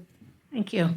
Well, I'd like to say that this is not just a city event. People come from all over. There has been 3, 4, 5, 6. I think the last one was almost an 8th generation of the families that came from Belen, New Mexico, and it's their chili cook-off. It was to honor them and also bring some money into Barstow. But most of the people that I've read on the books that they have at the Mojave River Valley Museum are always for this. I believe Roland likes it, and at one of the council meetings, I think it was 2 back, we did a memorial for Mr. Manny, and that was Roland's buddy. I think that we should do some in-kind donations. I think the city should work carefully with them, and I would really prefer that Mr. Mayor and Miss Barbara Rose, since they have people and ancestors that have come from Belen, Mexico, I think you two should be doing the work with them. You may be a little busy, but you should be honored to help him and honored to be in our wonderful city. Don't let this cook-off go away, and don't turn it into let's all make chili. The secret is in the chili beans, and the secret is in the New Mexico chili makers. So it's a good thing that we've had. I've always enjoyed it. It has things for your youth and things for the mid-youth and things for the older people. It's a great thing. Put it together. Work with him and give him a kind shoulder. Thank you. Thank you, Ms. Wispa. Our next speaker is Mr. Ted Wiesma.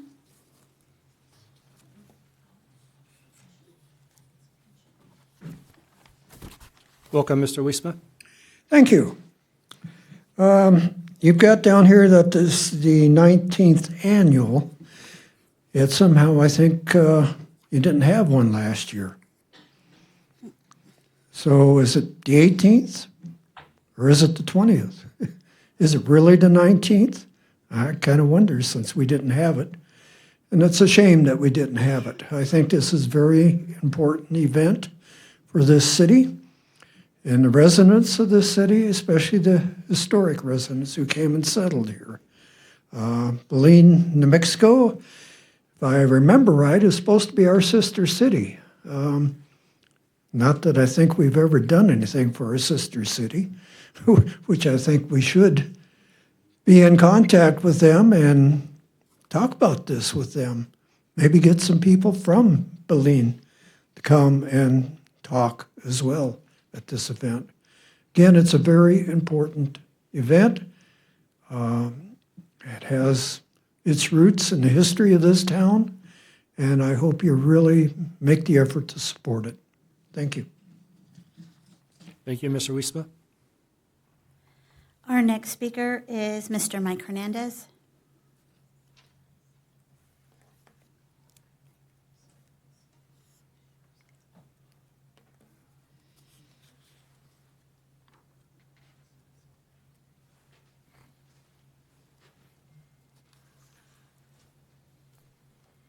Welcome, Mr. Hernandez. Thank you. Listening to the discussion, it sounds more confusing than anything else. First of all, as far as I'm concerned, I think the in-kind is what should be given.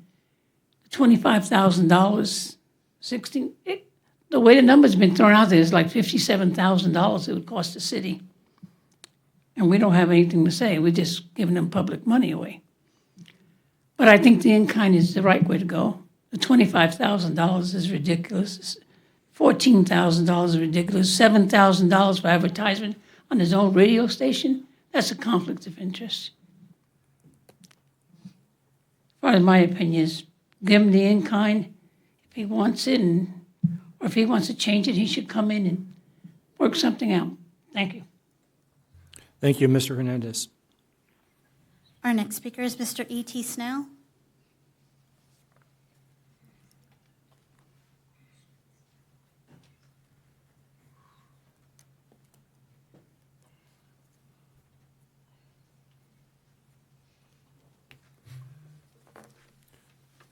Welcome, Mr. Snell.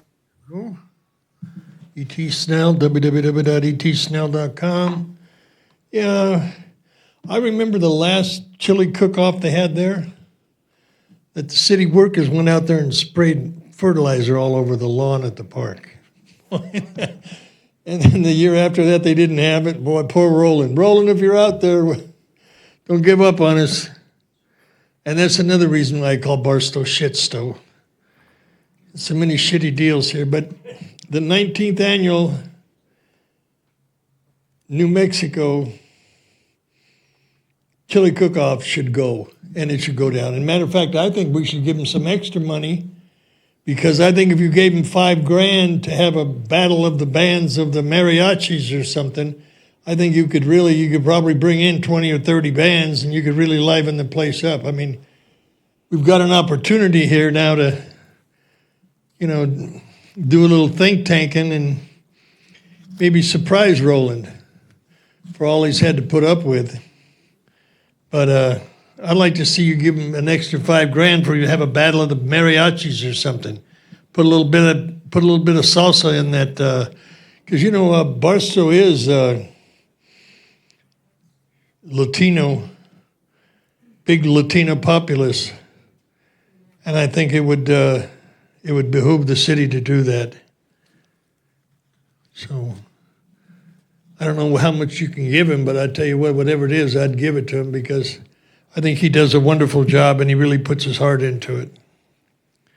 Thank you for your time. Thank you, Mr. Snell. What day is that on? The chili cook-off. What day is it on? April 11th. April 11th, thank you. Our next speaker is Mr. Jim Brown.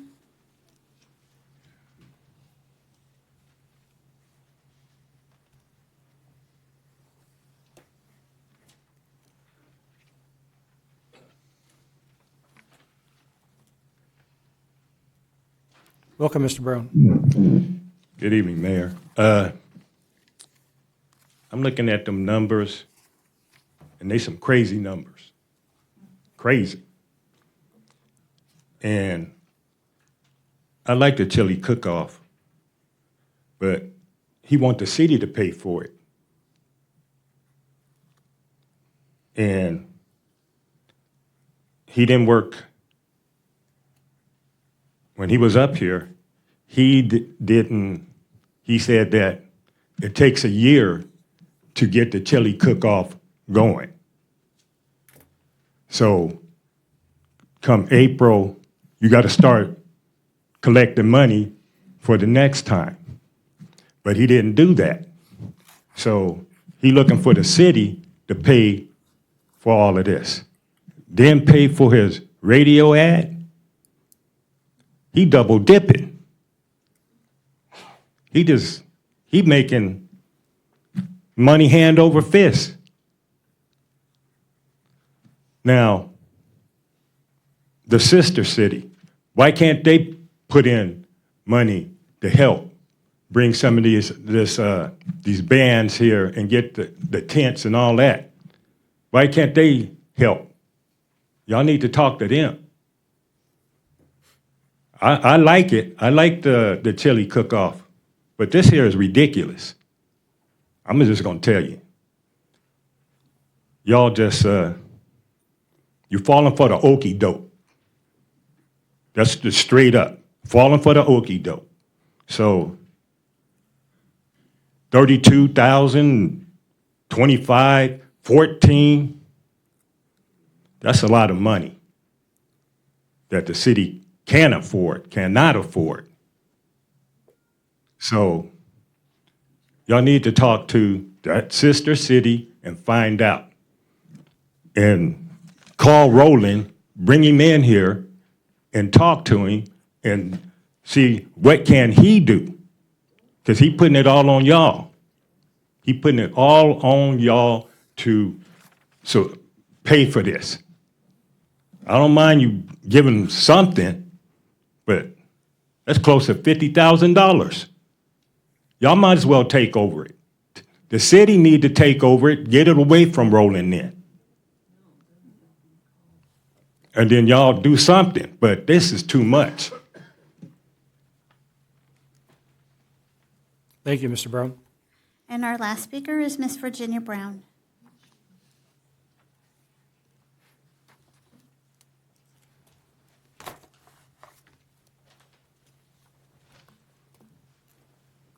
Welcome, Mrs. Brown.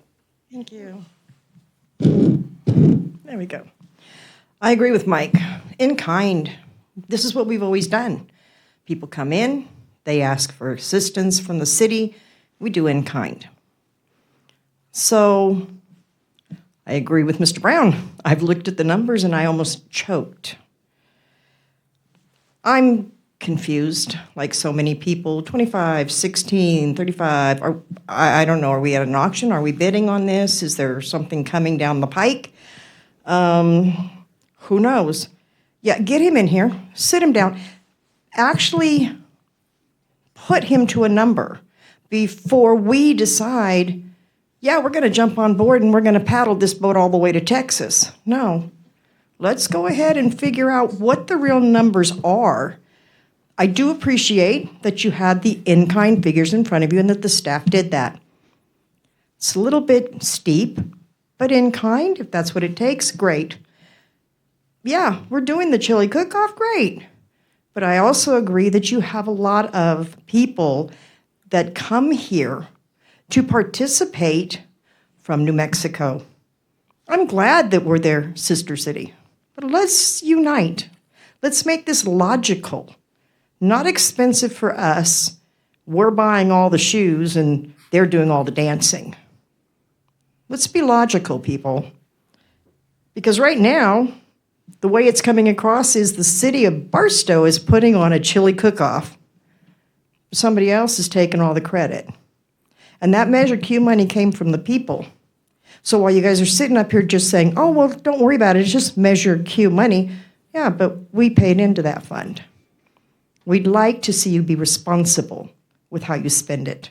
And just giving him, and I don't even have a number, whatever number he's asking for just because, hey, it's the chili cook-off and we want to have it again, is not responsible. You guys are accountable to the people for every dime. You need to be responsible with making these decisions. So rather than decide on something, how about we actually pin him down to a real number before we decide to do this deal. Thank you. Thank you, Mrs. Brown. That is all the comments we have on this item. Okay, with that, I see no more requests for questions. We'll go for a motion, then discussion. Is there a motion? Mayor, I'd like to motion to approve, or a motion to go into discussion. What am I asking for? Okay, so you don't want a motion approval, you want motion for discussion. Motion for I discussion. have a motion by Councilmember Rose for discussion. Have a second? Second. I have a second by Councilman Noble. We will go into discussion. Councilmember Rose? Thank you. So I wanted to make it very, very clear. I am all in favor for us to continue a tradition of this kind of event. It has been going on for as long as I can remember. I was part of the Hispanic Chamber of Commerce and was part of helping for many years. In fact, I'm not sure if you remember, but we had the legend, the king of Nuevo Mexico Música, the king of New Mexico music, Al Hurricane Sr., came to Barstow from our sister city, Belen, New Mexico, and they're very similar to Barstow. If you've not been to Belen, where our mayor's family is from, where my significant family is from, it is an amazing small town just like Barstow. They are our sister city. Al Hurricane came to Barstow and performed, and it was amazing. And it has been a tradition that brings many people, and it's many cultures, not just the Hispanic community, but all cultures. It's a beautiful event, and I am all in favor for it. But what I'm not in favor of, and I'll say it again, what I'm not in favor of is his approach to our city. It did not happen last year, not because the city failed. It was on him. You can go back to the videos. It was because of him that it did not happen, and let's get that very clear. I asked the questions to our city manager, to the assistant city manager, and they have done everything they have done possible to show that the city is taking the extra step to make sure that this happens. And I heard somebody say, work gently with Roland. Ms. Wiesma said that. Well, he needs to work gently with the city. And he'll probably blast me on the radio. I'm okay with that. He can blast me all he wants. I am not in favor of his approach of blaming the city over and over and over again for what happened last year. We tried. This staff is trying. And it has been happening for a few months that we have been meeting with him on trying to come on, an agreement of how much is it going to cost and what can the city do to help. I love what Mr. E.T. Snell said, the in-kind service. Maybe we can, on our motion, consider it to bring it back on anything above the in-kind service, but he needs to give us some facts on what else could help with. We have cannabis money. And we discussed on cannabis money that we would come up with big events that affected our whole community, that brought our community together. This is an event that is such. So we can consider other alternatives. But what I won't stay quiet on is somebody that comes, and I'm going to say, that has bullied us. You don't come and do that. We get called out, and so I'm going to call out what I feel is happening. He sent an email, and he said that his deadline was for December 15th, and no one got back to him. But that was not true. Mr. Chapa had got back to him. It's in emails. Mr. Chapa has done his job. Ms. Clayton has done her job. But he says, in the meanwhile, we note that the city has issued $80,000 for murals that very few people see and $26,000 for flash drives. They have money to help citywide events sponsored by the city. We'll accept $14,000. I read that. That's an email he sent that is not privileged, but it's an email he sent to every one of us. please don't bully us. Yes, you can call us out on how we're spending our money. You should be calling us out.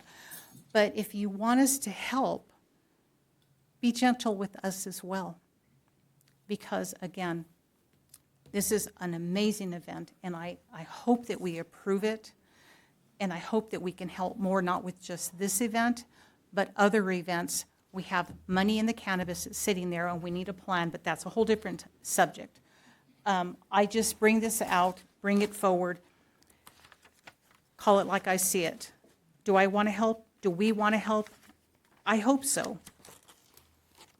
But I hope that Mr. Rowland understands that that putting your hand out and asking for help, there's a way to do it. And demanding of us and saying that we're not helping him, it's not true. We are trying to help him so that we can have this beautiful event for our community. Thank you. Thank you, Councilmember Rose. I just want to clarify, so my relatives from New Mexico don't call. My parents actually moved here from Las Lunas, but Las Lunas, Belen, if somebody from Lenwood said they were from Barstow, you wouldn't argue. So when people ask if I'm one of the ones that moved here from Belen, I just say yes. City Manager, Ms. Clayton, the chili cook-off is an event on our recurring list, and the amount on that list is $3,000, is that correct? That's correct. Okay. So I see no more requests to speak in discussion. Do we have a motion?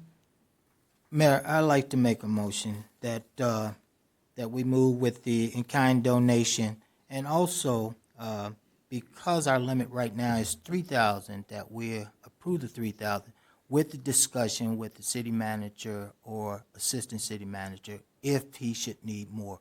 I was looking at the $8,726.08 that would took us up to the $25K that he's asking, but most of it is in-kind donation anyway. So my recommendation would be to approve the in-kind donation, but also approve the $8,726.08 as the donation that he would need in order to kick off the chili cook-off, as long as he is speaking with the city manager and the assistant city manager to move forward. That way, if he should need those donations, he will have those funds available. Okay, I'll need clarification because I heard 3,000 and then I heard 8,000. $8,726.08. That would take him up to the $25K. Mayor, I'd So like to... let me clarify. So the motion is for monetary would be $8,726.08 plus the in-kind donations, which was over 16,000. 16,273.792, Okay. as you will. Okay, do I have a second on that Mayor, motion? I would like to do a subsequent motion. Okay, if there's no second, My subsequent motion would be... well, wait, we don't need subsequent if there's no second. Oh, sorry. Yeah. If there's a second, then we'll need a subsequent.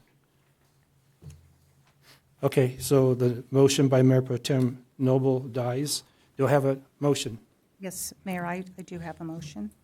I'd like to motion that we do, that we approve the in-kind services according to what staff has recommended.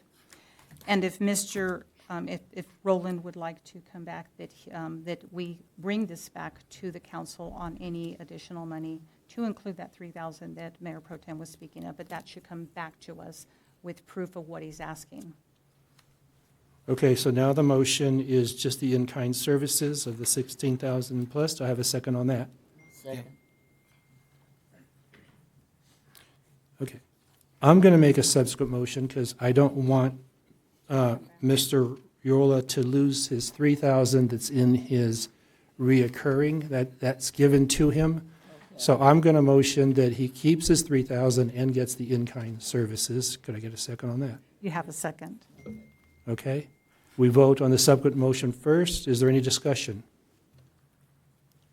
Okay, so I'm going to call for the vote. This vote is for the 3,000 plus the in-kind services of 16,000 plus. Call for the vote.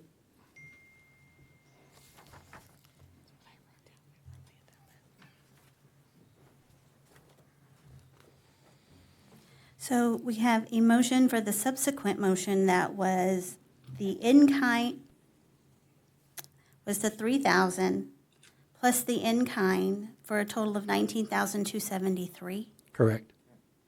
That motion passes. The first motion dies. Thank you, and thank you for the comments from the public. Item number 11, adoption of local road and safety plan, LRSP. Recommend action. Staff recommends that the City Council take the following actions. Number 1, City Council approve final acceptance of the local road and safety plan project. Number 2, City Council formally adopt the local road and safety plan attachment A by executing resolution number 5254-2026. City Manager, Ms. Clayton.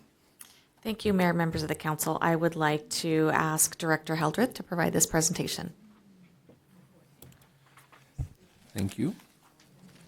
Mayor, council, the item you have before you tonight is in reference to the local roadway safety plan, which is considered the LRSP. And it is a data-driven strategic document designed to improve safety on city-maintained roadways. This project was awarded to and developed by KOA Corporation in collaboration with law enforcement, emergency responders, community stakeholders, and transportation professionals. The LRSP identifies high-risk areas, evaluates collision trends, and prioritizes proven countermeasures to reduce fatalities and serious injuries. Adoption of the LRSP by the City Council formalizes the City of Barstow's commitment to roadway safety, enables the city for state and federal safety funds, including the Highway Safety Improvement Plan, which is HSIP, and provides a structured approach to implementing safety projects and improvements. The LSRP also aligns with California Department of Transportation, which is Caltrans, and Federal Highway Administration guidance for local roadway safety plans. In short, this plan, if you adopt it, will allow us to also get additional funding from the state and feds to be able to get grants and to be able to improve additional roadways. So with that, I'm able to take any questions. Thank you. Questions from council of staff? Seeing none, Madam Clerk, do we have any requests to speak from the public? I have none. With that, I will bring it back to council. Still seeing no questions. I'll call for a motion. Mayor, Okay. Mayor- Motion? yes, I make the motion to approve staff recommendation. I second. Okay, I have a motion by Mayor Pro Tem Noble, second by Councilmember Hernandez to approve staff's recommendation. Any discussion? I'll call for the vote.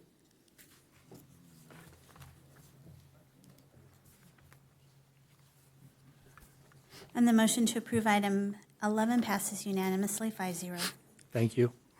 Item number 12, first reading and introduction of an ordinance 1034-2026 of the City of Barstow amending Chapter 2.24 regarding the Planning Commission and adopt resolution number 5255-2026 amending previously established rules for the conduct of the Planning Commission meetings, proceedings, and business and repealing Planning Commission Resolution 467. The recommended action, introduce and conduct the first reading of an ordinance amending Barstow Municipal Code, Chapter 2.24, to authorize the City Council to appoint alternate members to the Planning Commission, to provide for a stipend of up to $100 per meeting for the alternate members, and to require that all Planning Commission members and alternatives be present of the City of Barstow and registered voters, all Planning Commission members and alternates be residents of the City of Barstow and registered voters within the city limits, and schedule the ordinance for adoption at subsequent meeting. City Manager, Mrs. Clayton. Thank you, Mayor, members of the council. This amendment allows for 2 alternates to receive a stipend for each meeting so that projects are not delayed due to planning commissioner absences or, emergencies that may arise for the regular planning commission meetings. It would allow them to attend each meeting to be up to speed on any projects being presented to the Planning Commission in case they need to step in and otherwise stand in as their alternate role. So with that, I'd be happy to answer any questions or look to Attorney Summers for any other additional information. Yeah, thank you, Mayor and Council. The one other point I'd add to that is that this also makes it clear that planning commissioners and alternates must be registered voters within the city throughout their terms. And it makes clarifying amendments to the quorum requirements for the resolution to make it clear that the alternates count for quorum if there's a gap or if a regular member is not able to attend for any reason, with the goal, as noted, of maintaining the ability to ensure projects move through without quorum issues. Thank you. Thank you, Mr. Summers. With that, any questions of staff? Seeing none, Madam Clerk, do we have any requests to speak from the public? Yes, I have Miss Marcia Wiesma.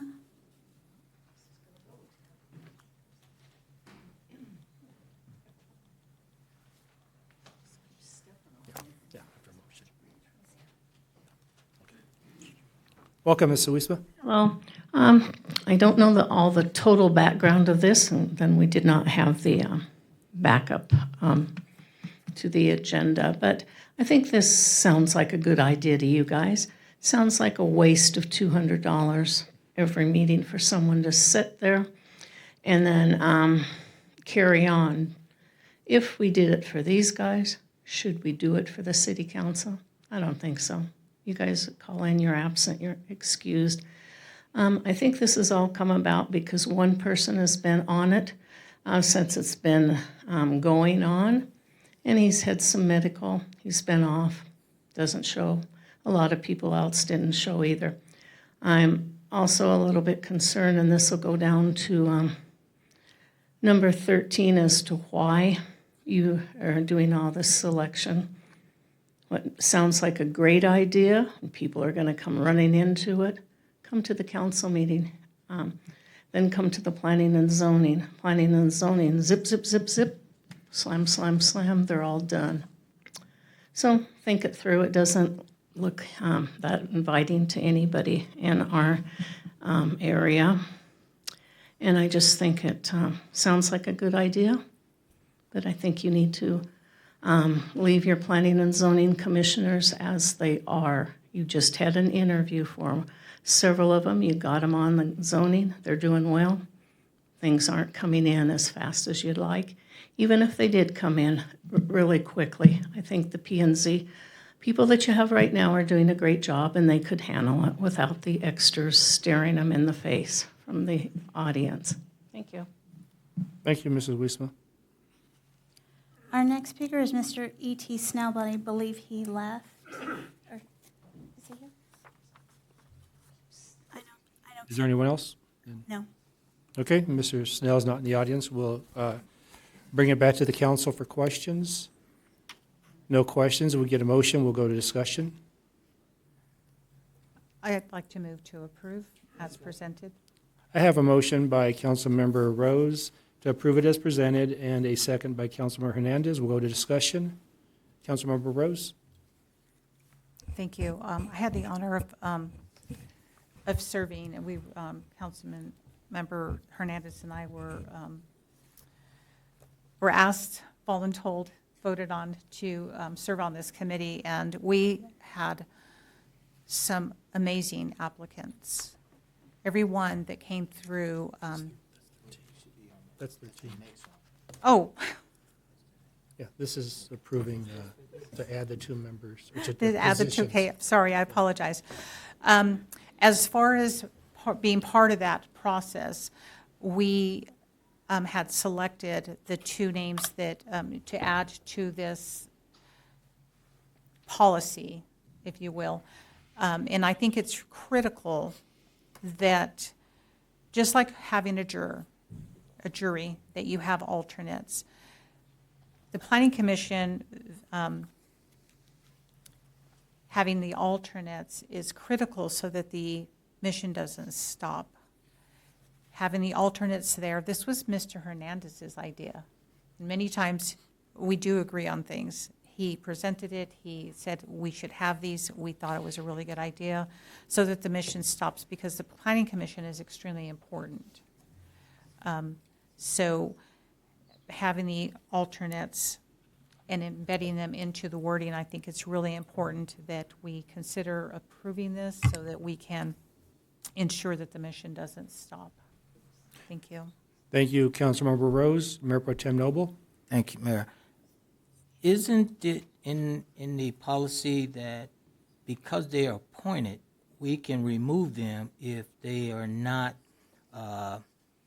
attending the meetings as Yes, there is a process. dictated Yeah. based on their agreement to attend, right? Yes, there is a process by which the council can remove a commissioner if they are absent beyond what the level the council finds acceptable. So yes, that's an option too. Okay, thank you. Thank you, Mayor Pro Tem Noble. I just want to say that when I first got on the council in 2006, we did have 2 alternates. And a lot of times the alternates, not only did they step in if there was a commissioner not able to make it, but then that might be the next person to apply when there was an opening. And then you get a person applying that's experienced. So it's a good thing to have. It worked. And we'll see how the council feels about it tonight. So seeing no more requests or discussion from council, I will call for the vote.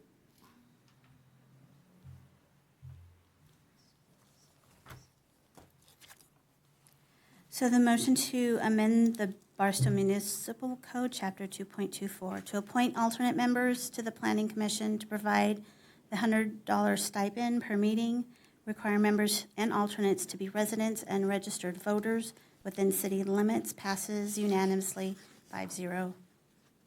Thank you. With that, we move on to item 13, Planning Commissioner vacancy. Recommend action, number 1, that the City Council appoint Richard Bremen to the Planning Commission for a 4-year term expiring December 31st, 2009. And number 2, that the City Council appoint Andrew Ziemer and Marilyn D. Cruz as alternatives pending municipal code update. What did I say? Okay, alternates. City Manager, Ms. Clayton. Thank you, Mayor, members of the council. This, as it was touched on by Councilwoman Rose, there was a committee appointed to act as the interview body along with staff, Director Hildreth and Assistant City Manager Chapa. Councilwoman Hernandez and Councilwoman Rose both served on that committee. So with that, I'll turn it over to them to make any comments on the process. First, I'll ask Mr. Summers if you had anything, because your name is on here. Oh, yeah, the only other thing is noted, the appointment for the commissioner for Mr. Brennan, if approved tonight, would be effective tonight. The appointment for alternate Commissioner Ziemer and alternate Commissioner Cruz as alternates would be effective when the ordinance takes effect. That's it, thank you. Thank you. And then our committee, did you have anything to add?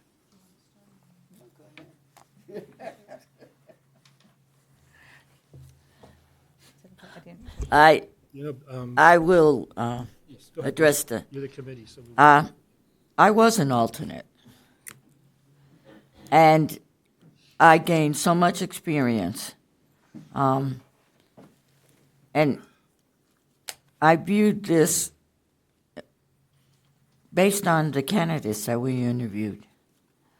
And when you have an alternate, and we hope, if the big project is approved, there will be a need for a lot of meetings of the Planning Commission, and not how it has been.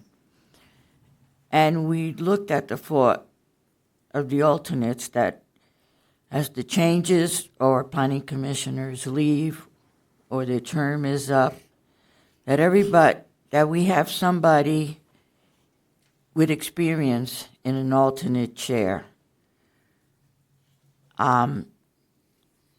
And I think, I know how people may think of it differently but you don't want to get rid of folks that have experience, and you don't know what's going to happen. And I was very disappointed in the fact that the Planning Commission, so many meetings have been canceled in the past because they didn't have full staff. And it costs the city every time we put an announcement and you cancel a meeting. So we looked at what was in the best interest of our city going forth. And the alternates are appointed for a certain period, the same as the planning commissioners. So let's say in the future, someone applied for the position and they weren't chosen, but they're interested, that give them the opportunity to get the experience to be able to offer their services to our community. Because when people are willing to volunteer, we appreciate that. And we don't want them to get discouraged and say, okay, I wasn't picked and I'm just going to not be bothered. So I found it as a very good way to train folks. And you don't just sit there and listen. As an alternate, I was also given the opportunity to ask questions. And everybody isn't, how do I say, Renaissance person that has a little interest in everything. So that was the idea behind it, the fact that in the past we were just losing too many opportunities for meetings and people coming out of town if they had a conditional use permit and then or extending them. So that's all the rationale. Thank you, Councilmember Hernandez. Councilmember Rose? Thank you. I'm going to touch briefly on the alternates. I'm just briefly going to touch on them. I just want to make it very clear, Mr. Hildreth, you can correct me if I'm incorrect, but the way the alternates will work is that Mr. Ziemer, Andrew Ziemer, is alternate number 1. Marilyn Dyer Cruz is alternate number 2, and that's how it is. We have one alternate number 1 and number 2, and the significance of having the alternates there at every meeting, hence we're going to give them their stipend as well, is that if we need an alternate to step in on somebody's absence, they can hit the ground running, just like a juror. If you're on a jury, the alternates are mandated to be present at all days. Same thing, they can hit the ground running. So it's extremely important that we expect them to be there, that we compensate them for being there because we want them to be as effective as they can if they have to step in. Without further ado, I'd like to read a little something about the person that we are putting forward for consideration before this council. And I do want to go back to saying that every one of the applicants were amazing and every one of the applicants could have done a fine job. But we made a decision, and I believe that we've made the right decision. If I may, I'm going to go ahead and read a little something about Mr. Richard Bremen for those that did not get the package. Mr. Richard Bremen has been a resident of Barstow for over 50 years and brings extensive professional experience to the role.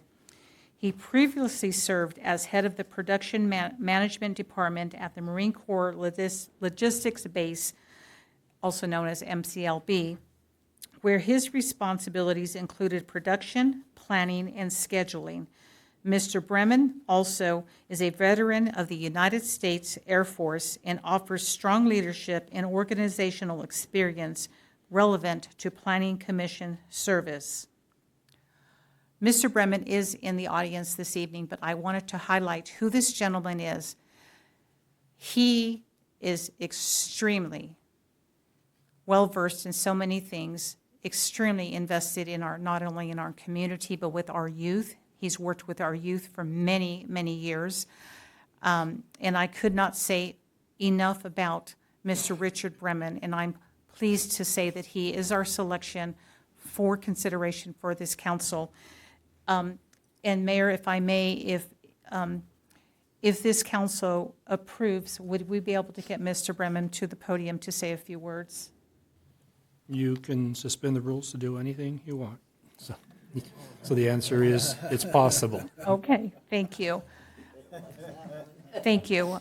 So, again, I believe that we've made the right selection, and I believe that, that our planning commission is going to receive, if approved, a tremendous asset on this individual who's invested over 50 years in the city of Barstow. Thank you, Councilmember Rose. That was the information I was trying to get for our council, being that the two of you interviewed. We wanted information about the candidate. So thank you very much. Do any council members have questions of staff or of the committee? Seeing none, do we have any requests to speak from the public? We do. Our first speaker is Ms. Marcia Wiesma. Our second speaker is Ms. Virginia Brown.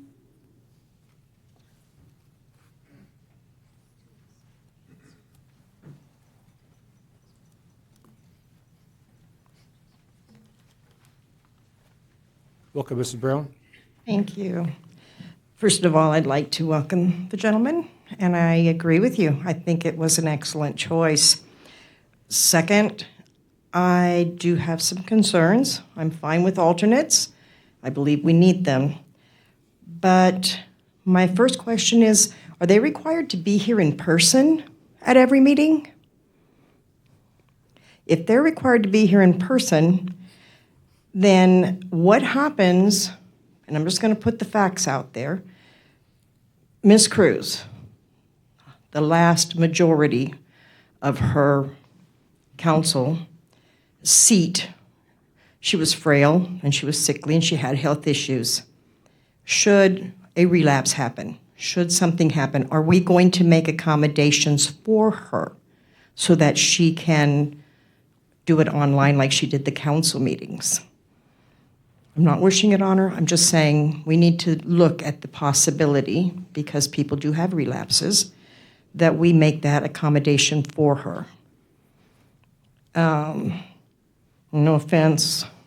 I love that they all have experience, but as you yourself pointed out, this is a prime time to get some people in here who don't have all that experience.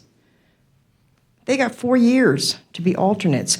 4 years to learn from this group.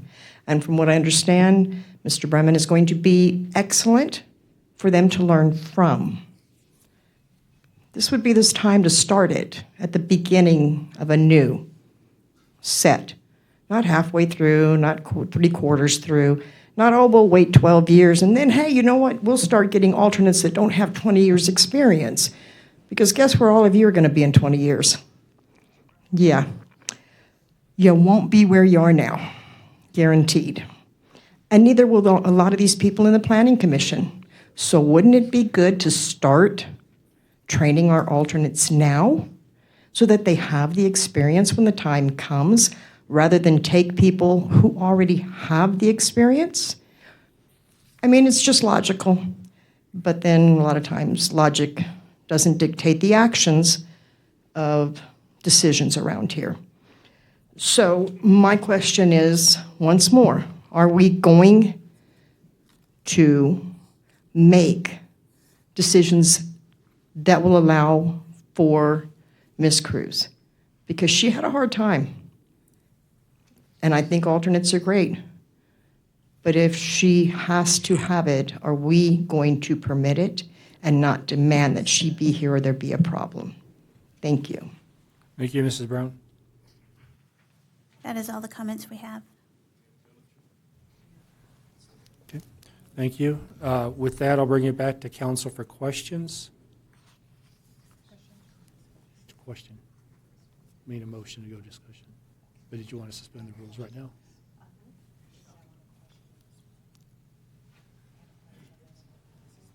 Oh, we can do questions now. Yes. Yes, go ahead. Go ahead, Councilman Rose. Thank you. Mr. Summers, I would like for you to go ahead and touch on what Ms. Brown brought forward. And there, I mean, I appreciate the concerns.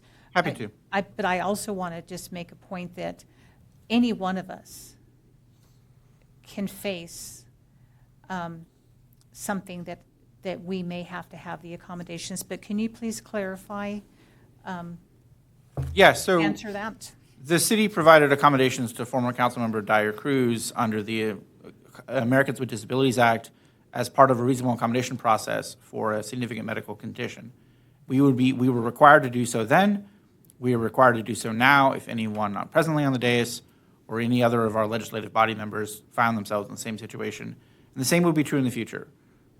If any member of the city council or a commission requires the ability to participate in a meeting remotely due to a medical situation or other qualifying disability under, or temporary disability under the ADA, we would provide, and we are required to provide that accommodation process. And we're prepared to do so as necessary. Thank you. Thank you. And I have one more question, Mr. Summers, so for clarification. I already know the answer, but I'm going to ask you because you are our legal.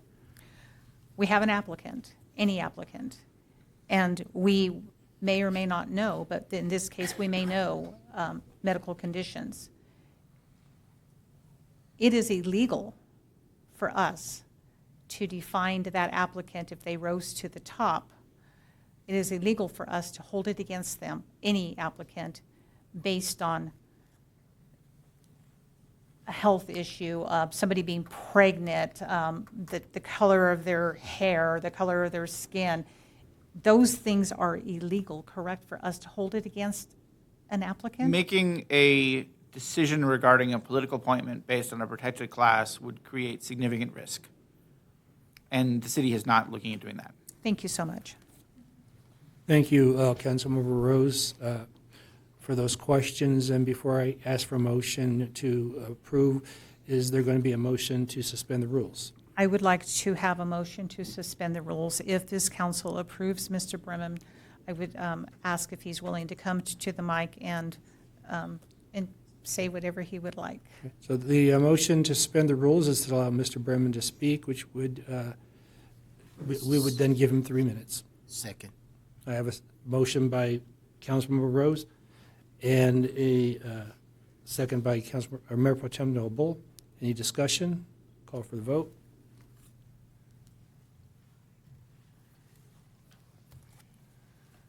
And the motion to suspend the rules to allow Mr. Bremen to speak passes 5-0. Thank you. Mr. Bremen, you have 3 minutes. After. He speaks now, and then we won't have a motion to approve yet. Thank you, Mr. Mayor and council. I hope to be appointed tonight, and I would vow to give my best effort, and I look forward to really serving with an established planning commission. I vow to support the council, the city, and the people of Barstow. Thank you. Thank you, Mr. Berman. With that, do we have any more questions? I'll call for a motion. Mayor, I'd like to motion to approve as presented. I have a motion by Councilmember Rhodes, a second by Councilmember Hernandez. Is there any discussion? Seeing none, I'll call for the vote.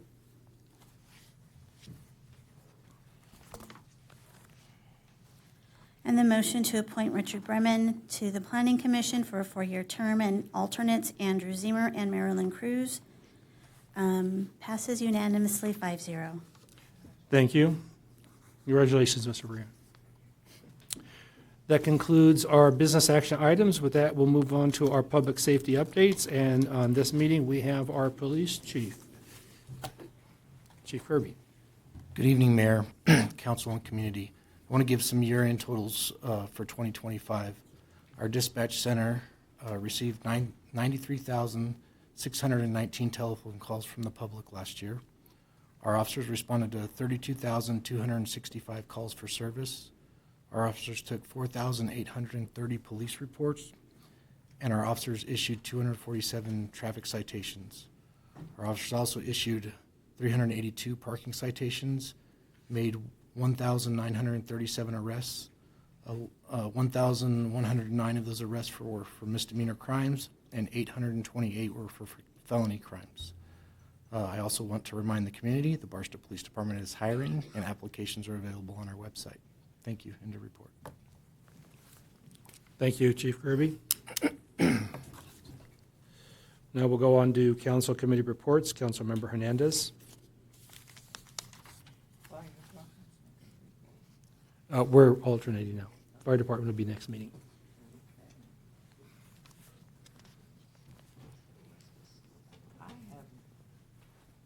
I have no committee reports, but I do have, but I do have a meeting on Monday for the Mojave Air Quality. Thank you, Councilor Hernandez. Mayor Pro Tem Noble. Thank you, Mayor. Just a couple of things. I attended the Military Affairs meeting on the 13th of January, and a couple of things came out. Fort Irwin is hosting a roller ring event on the 24th of January. Anybody that wants to attend is welcome to attend. Also, they're going to have a fight night, and this is going to be huge. Right now, it's scheduled from the 23rd to the 27th of March on Fort Irwin. It's a fight night. It's a big blown out fight night. They're asking the Marine Corps to participate. They're asking surrounding other agencies to participate in this big fight night that they're going to have. They're making a big bash of this. So on the 23rd to the 27th of March, if you're available, definitely go out and see young soldiers out there doing their thing. Also, well, no, they didn't finalize that, but I'll talk more about it. The Apple Valley, Victor Valley, is hosting a car show. The car show is going to be in Victorville, and it's going to be on the 11th of April, 2026. And the High Desert Marines are responsible for that, and they're looking for those that want to participate into that. The MCLB has a couple of things going on. On the 28th of February, they have a flea market.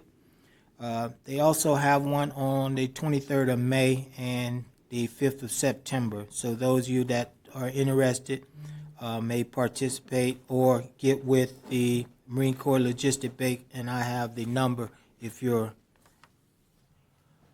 wanting to participate. I also attended the Victor Valley Transit Authority meeting, and that was held this morning, and we did a few things. We did a few things. First, we had an election, and we elected a new president and vice president, Liz Barker and Becerra out of Victorville, and Alicia Lee out of Hespera are now the new president and vice president of the Victor Valley Board of Transportation. Our CEO, Nancy Goff, is going to be retiring at the end of June.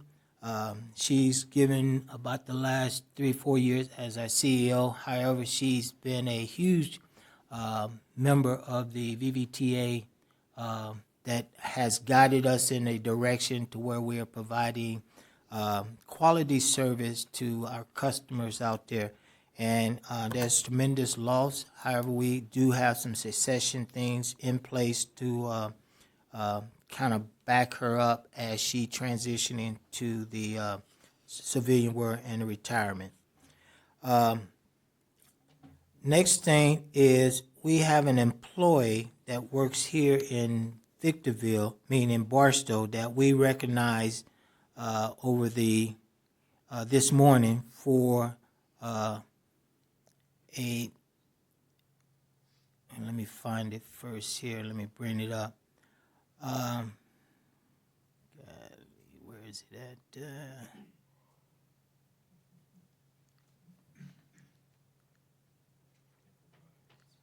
Anyway, we recognize the individual. His name is Juan Hernandez as Employee of the Month. However, the reason why he got that is because there was an incident on Main Street where he helped perform CPR on an individual that had fell, I guess, that was laying in the streets in Main Street. And this individual stopped the bus, rendered aid until paramedics showed up and the Barstow Police Department folks showed up. So we recognize him for the well job that he did for that individual, but also just being present and being able to provide that assistance to that individual. Last thing is I'll say that for my other comments, yeah, community events. Thank you, Mayor Pro Tem Noble. Councilmember Williams? I have nothing. Thank you. Councilmember Rose? Thank you, Mayor. So I actually do have a report. The mayor had another commitment when the Homeward Bound Committee occurred on January 8th, reporting out that we were, on new business, we were going to have a presentation from the Veterans Reentry Peer Support from their executive director. And unfortunately, there was a scheduling hiccup and they were unable to make it. So we're going to try to get them back onto the schedule sometime in March. I'm looking forward to that presentation. We also, Mr. Chapa, would you be able to briefly talk on the homeless coordinator, because that's been on old business for quite some time, and I want to give kudos to Mr. Chapa because he's the first one that has been able to really give us or define where we sit on funding this coordinator position. So, Mr. Chapa, do you mind speaking a little bit about this? Thank you, and I apologize. I was actually looking at my notes right there because it's been a minute. Based on some previous conversations in some previous Homeward Bound committees, staff was asked to look at a couple grant opportunities. One being the Home Keep Plus program, the other one being the opioid funds for possibly funding a homeless coordinator position. In a nutshell, both programs could potentially be used to fund that position. However, they require certain other criteria. For example, with the Home Keep grant funds, there has to be a facility that's actually using the grant dollars to actually is performed it's the duties of a transitional or it's an unsheltered housing project. So the coordinator could be used to work in that facility and promote the means of that facility, but not general homeless coordinator activities. Opioid, very, very similar. Not used for general homeless outreach activities, but could be used for to help population associated with opioid that are caught in opioid addiction, and to find services for them as well. So although there is a potential to use some of those funds for it, there are some larger strings that are involved in that. I apologize if that was No, not thank clear. you, and I apologize for calling you on the spot, but I thought you could explain it better than I could because of your research. I want to thank you for that. So the Homeward Bound Committee has a better idea of indication of, what is the potential of getting that homeless coordinator. I know that Ms. Clayton, our city manager, is working on a plan to, for our community with the homeless and potentially a coordinator, but that plan is still being worked on.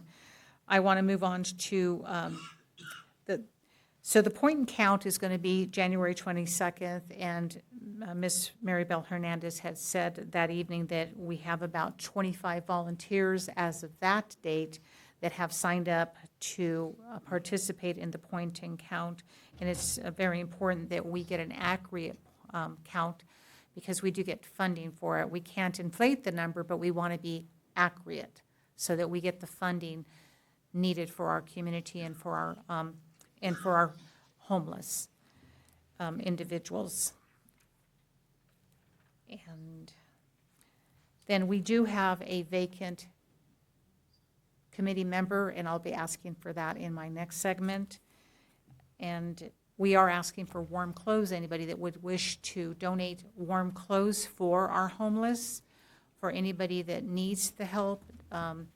Warm clothes is welcomed. We are going to be meeting February 5th at 5 p.m. You can bring it at the meeting, or you can drop it off to City Hall. Miss Maribel Hernandez would be more than happy, I believe, to assist with any donations.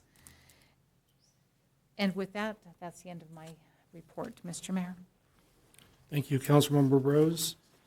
I unfortunately, I had SBCTA on the 7th, but I was sick, and my alternate was in Puerto Rico. However, I did review the agenda. There was nothing on it for Barstow, and it was attended by our city manager. Was there anything to report? Nothing to report. Okay. Thank you. With that, we will move on to business of the council. Councilmember Hernandez. Thank you. Regarding the big project, the time period was expended, I think only for a week. And the expectation that all the questions and the inquiries that were made will be responded to, because that's part of the environmental impact report, and that is a requirement. Do you know the date on when the responses are supposed to? The responses will come out, if I could jump in, before the Planning Commission hearing, which will be a little later this year. We're still working out the exact dates, but it'll be in the spring. But the responses to the comments come out once we finish reviewing and analyzing. We received 1,300 comments, so it's still more than 5 minutes to put together. More than 1,300 comments. One of them was 200 pages of rather significant analysis.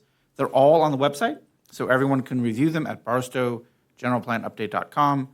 And they are, so we're preparing the responses. But we don't yet have a date for when they will be available, but it will be before any hearings. Okay, thank you. So I wanted the public to have that information. And can we refer to the public and let them know which of the loans we're going to get regarding for the streets? The one that we referred. I'm not sure I answered the question. So the item that the council acted on a couple hours ago will be coming back at a future meeting. I'm not sure if we have the date yet for when they'll have the financing documents prepared. But the council's action previously was to ask staff to bring forward documents for a loan at $13.7 million. Right. So the public, yes, the streets are going to be worked on. Yes, we as a council have heard. And the plus is that we put out the bids at the right time. And this, it's like deja vu. It happened 10 years, it's more 15 years now, that we had that same situation. So Barstow was blessed that bid didn't come in earlier, that we waited, so who knows why, but somebody above is looking out for us. So we're going to be able to do so much more for Barstow. So I'm so proud of this council of making that decision. You all know how I don't like to go into debt. But when they throw you such a good deal, there's no way you can turn it down. Then I hope we have those shrubs taken care of by the high school. And it's true, within this community, we have a lot of issues in regards to corners. They call them line of sight issues. So I'm glad the mayor brought that up, because that is an ongoing problem. And especially since we have housing from the 50s, and you'd be surprised how you get to a stop sign and you have to go past the house so you can see if the other car is coming in from the other direction. And regarding the January 6th meeting, yes, we did cancel, but it allowed for special meeting, and there was a special need, and that's why the meeting was held. And that's it for me. Thank you, Councilmember Hernandez. Mayor Pro Tem Noble? Thank you, Mayor. Just a couple of events that I attended. I attended the military mixer out there in Fort Irwin. Very well attended. The mayor spoke on behalf of the city. Also attended the ribbon cutting ceremony that Victor Valley Transit Authority had, that we introduced the new hydrogen fuel cell buses.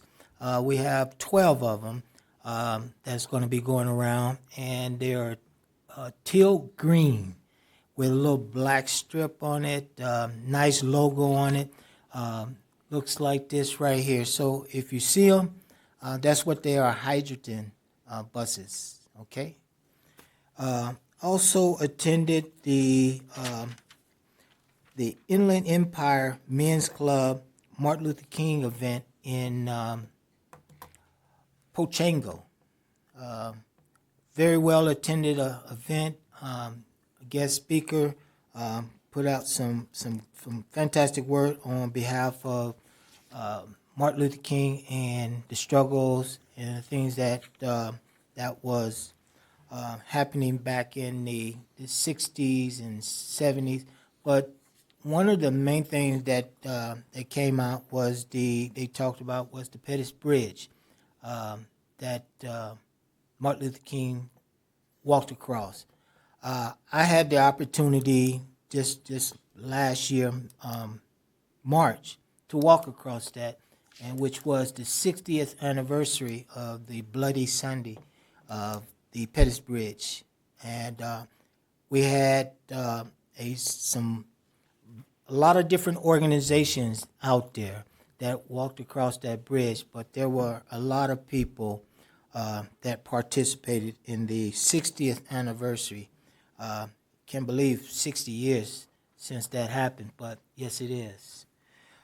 Also got a chance to attend the Martin Luther King's event here in Barstow, which was hosted by the Arts Industrial Women's and Men's Club here at the Knights of Columbia.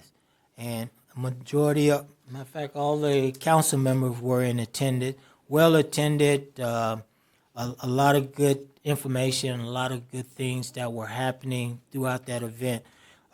If you didn't attend, I hope that you put it on your schedule to attend next year because they're looking to expand a little bit more, but also do a little bit more for the community and so forth. So it was well attended. I loved it. I also attended I haven't attended, but I will be attending the change of responsibility for the NTC Sergeant Major. As you know, Sergeant Major Tates left last week, heading to Fort Bliss to take over Fort Bliss, and we have a new Sergeant Major that will be coming in, which, matter of fact, he's already on the ground, and they will be doing his change of responsibilities tomorrow morning. So I will be attending that on behalf of the council. And with that, one last thing, City Manager, can we get on the agenda the food vendors on Main Street?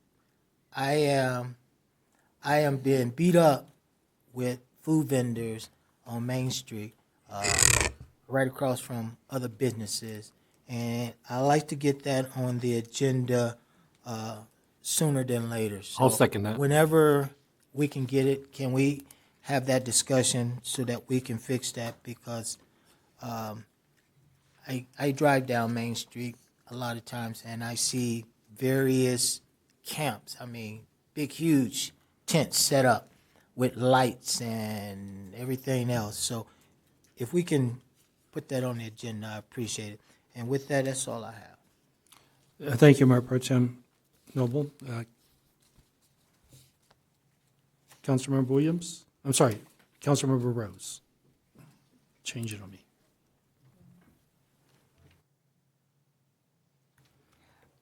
Thank you. I just want to get an update on on the notice, I haven't seen it on our website, but we have a vacant position that I just mentioned on the Homeward Bound Committee, and I asked for it. It's been a couple of times, so has that been put out? And have we received any vacancies? It is on the website. It is under the vacancies applicants. Of applicants. It is on the website. I would have to check with staff to see if we've received any applications, but it has been listed on the website under the events and notices. I can report back. I can send something out to council once I get the information from We staff. had asked for it to also be put onto our Facebook page, and I didn't see it there, and that reaches out to others. Do you know if it was put on on our website? You know, I don't have that information in front of me. I'll have to check with staff and get that information out. Can you get that to the whole council? Yes. Thank you. And the other one is the highway station contract. He had come and he'd asked, and I know that the city was working with that company to get a contract equal to what we do for the other radio station, and I think that we had agreed that we need both services. But it's my understanding that that contract has not been, it's not in place yet. Do you know status of that? I do not. I'll have to get that information and get back to you. Okay, can you get back to the whole council on that? Yes. Okay, thank you so much. Thank you, Councilmember Rose. Councilmember Williams? Yes. I want to first of all congratulate Max Eddy, two-time world racer from Barstow. I think we got a plan to bring him to front of the council, say thank you. I'm planning on having a little podcast with him as soon as possible. We've already agreed to that. It's pretty amazing to see how our residents, are accomplishing a lot of things, and being a world champion is amazing. So looking forward to that. I do believe there's a cemetery meeting tomorrow. I'm going to make sure I'm going to be at that one. I'm also going to start something new, District 4 private citizen committee, and that committee is going to work together to look at these different issues within District 4, our parks and everything else. So I will be putting that out to the public if anybody wants to be on it. Again, it's private. It has nothing to do with the city. But we have to have some way for our residents that we're going to be looking at what code enforcement is doing and everything else, and making sure that we're getting stuff addressed. I was excited we passed the contract for the landscaping. It's going to give us a little more opportunity to put a little more pressure on Tommy and his folks. I'm sure he can handle it. Abandoned homes. I'm very concerned with it. I was down in Riverside Drive, and I can't believe how many homes, even though I was told by residents and never looked at it, the count was unbelievable. Why we're leaving that out there like that, why we're not taking care of it with the homeowners. We just recently had a fire caused by the homeless in a area in Sunset. Our police has confirmed that they've been there, a couple of times as well. We better get serious about this, because it could be you as a resident that someone has a home and abandons it. And we got a couple on Bona Vista that we are still working on that I talked about last time. But we need to. We're going to have to get addressed that soon. Hopefully, with the money we're saving on the landscaping, we can put some money to the abatement program. I know I see Chris smiling over there. He's going to love that one. So that's something I want to see get done as soon as possible. The streets, Grace and Cal Avenue. boy, we ain't got to hear about that no more. I can't wait. I cannot wait. The public doesn't believe we're going to get it done. I can guarantee you I'm going to be out there with my cell phone recording the hell out of it. And some people are going to like it, some don't. I don't care, but I'm going to do it anyways because I'm excited about it. Town hall meeting. We have a town hall meeting coming up with our police department. I think would you like to say something on that real quick? I got a couple minutes. It's going to be at, excuse me, Crave Coffee on February 2nd from 6 p.m. to 8 p.m. And you're bringing some staff, right? Absolutely. We're going to talk about a lot of things, right? Yes, sir. I appreciate it. I also going to have a couple other town hall meetings coming up that we're going to be doing, and to our fire chief. Thank you for looking at my other burnt foot today. I appreciate it. I burned it again, and I'm waiting for some medical advice. But I appreciate you, and yeah, I burned it again. But I appreciate you. I appreciate both of you for what you do. I want to say it one more time, Tommy.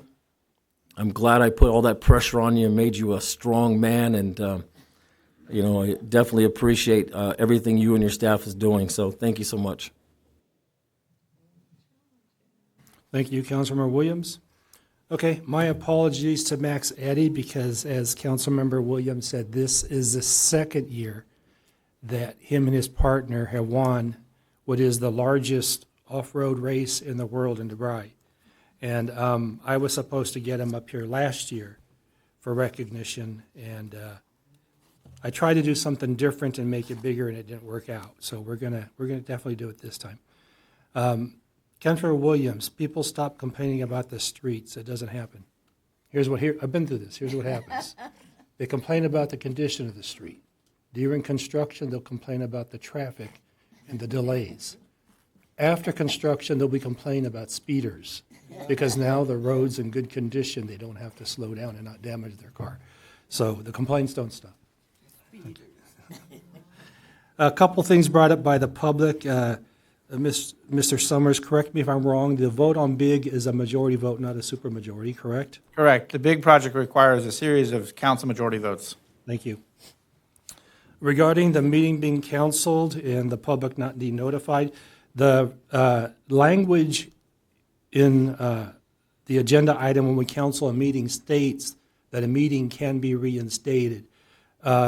The agenda item that brought it back was our last unit wanting, approving their contract and wanting it not to wait a month.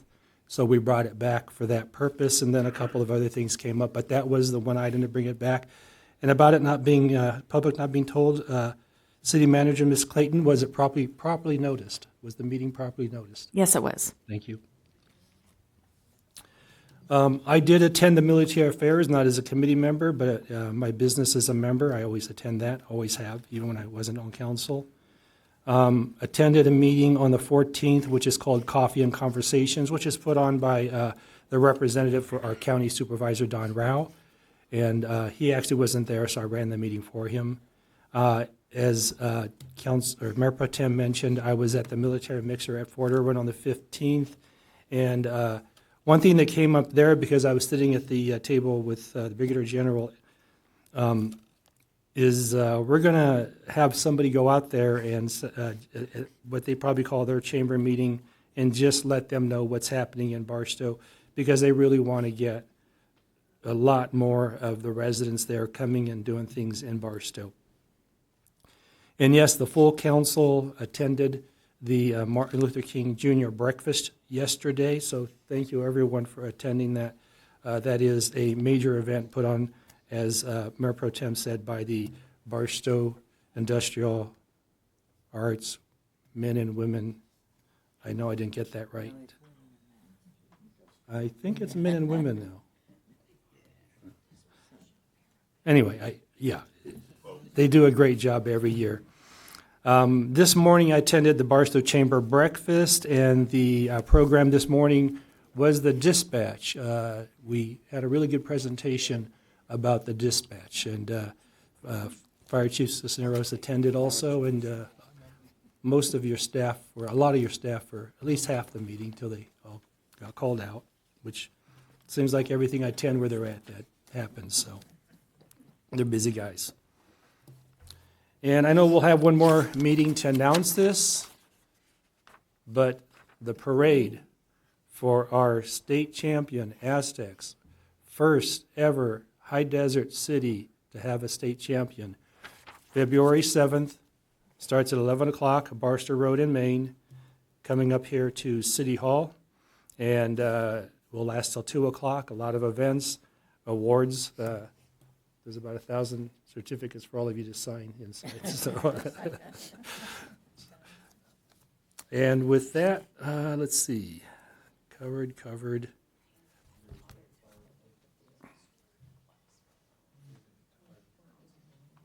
Yeah. So with that, we're going to move on to staff reports. City Manager, Mrs. Clayton. Thank you, Mayor, members of the council. Just a few responses. I think council has responded to most of the comments, but one comment actually is made a couple times by the Wiesmas, and I'll follow up with them, about the agenda being posted without backup. I looked at the agenda, and I always check it when it's posted, and I saw the full agenda. I think 300-ish pages posted, so I'll get with you to find out what backup you weren't able to locate, and we'll work through that. The other item that was brought up a couple times about, and I know this has been covered already, the January 6th meeting, we did call out that it was canceled. Council approved for it to be canceled with the caveat that if anything came up, that we would have that meeting. So with that, we were able to come to agreement with our Police Officers Association for their contract. So that was urgent enough to bring forward to council, along with 2 other MOU clarifications. And because we scheduled that meeting, it gave us the opportunity to bring forward the CIF championship recognition with the parade that was approved, as the mayor stated, for February 7th. So that meeting, as we said, had been canceled. I did not give a report at that meeting. Councilwoman Rose brought up the fact that I did not report something that I had said I would at the December 16th council meeting. However, it was canceled initially, so I did not put a report out. So I'm following up on that response to my comment on the December 16th meeting, that I would return with more information regarding the BNSF developer reimbursable purchase for their project's environmental impact report, specifically the Barstow International Gateway specific plan and environmental impact report purchase, that BNSF's project manager and project team requested of the city staff that we purchase 250 flash drives, 2 terabyte size, which is quite large. They asked for specific requirements. We met those requirements upon their request for the fully reimbursable project, the fully reimbursable purchase by the developer, not funded by the city, not a payer from the tax dollars. That's a fully reimbursable purchase. So that's my report back, as I stated, on December 16th. Moving on, I have a couple items last week to touch on. I was able to attend the San Bernardino County Board of Supervisors meeting on January 13th, where the Board of Supervisors approved the funding agreement with the city. Council already previously approved the match dollars for their $80,000 to our $26,000, just over $26,000, for the project with the cemetery district that we will project manage for curbing, and that will beautify some of their landscaping. I also attended a SCAG workshop on housing development and how to help your developers with affordable housing and projects, and that was a very informational meeting that I'm looking forward to bringing more information back in the future. And then just a few more items on events coming up. We have, this week, we have our second of 2 Space Camp days. They're only $10, for ages 5 to 17 at the Harvey House. That's on the 24th. We are supposed to start the youth basketball program on the 26th, next Monday. However, it is scheduled to be at the Cora Harper Center, which is not completed yet. Unfortunately, there was a theft during construction, which caused a delay. Staff has been working with other facilities, and they have not been able to locate an alternate location, so it looks like it may be pushed to February 9th, and our recreation team will be in touch with the league. A couple more items. We have flyers, and the mayor already called out the CIF Championship Parade. There are flyers out in the lobby, as well as flyers for the upcoming events. In February, we have February 11th, the Valentine's Day Arts and Crafts from 4 to 6 p.m. at Dana Park. February 14th and 28th, we have another February Space Camp, the 2 days, also $10 for ages 5 to 17 at the Harvey House. It happens again in March. The 2 days are March 13th and 27th. And then March 21st, we have the Easter Fest. So with that, that concludes my report. Thank you. Councilmember Rose. I do have a couple of questions. I'm going back to the USB drive, because that's not the report I expected. I know that a tremendous amount of residents have been asking for a breakdown and a report as to why we spent $25,000 on the USB drives. I do have them here, and I just want to verify that this is the USB drive that was handed out to most of the residents with the little tag on it, purchased probably at Walmart, and then we put a little sticker on it, correct? Those are not purchased at Walmart. There were multiple locations that they had to gather them from, because the other flash drive, as you held up, and I don't know that everybody could see, is branded as the BNSF team and staff spoke about with the original request from the developer. It was a 2 terabyte size and branded, specifically requested by the developer.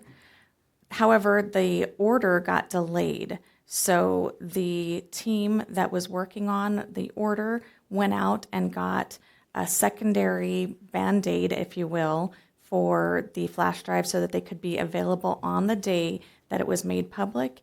And following the subsequent week, the branded items came in, and those are also been available.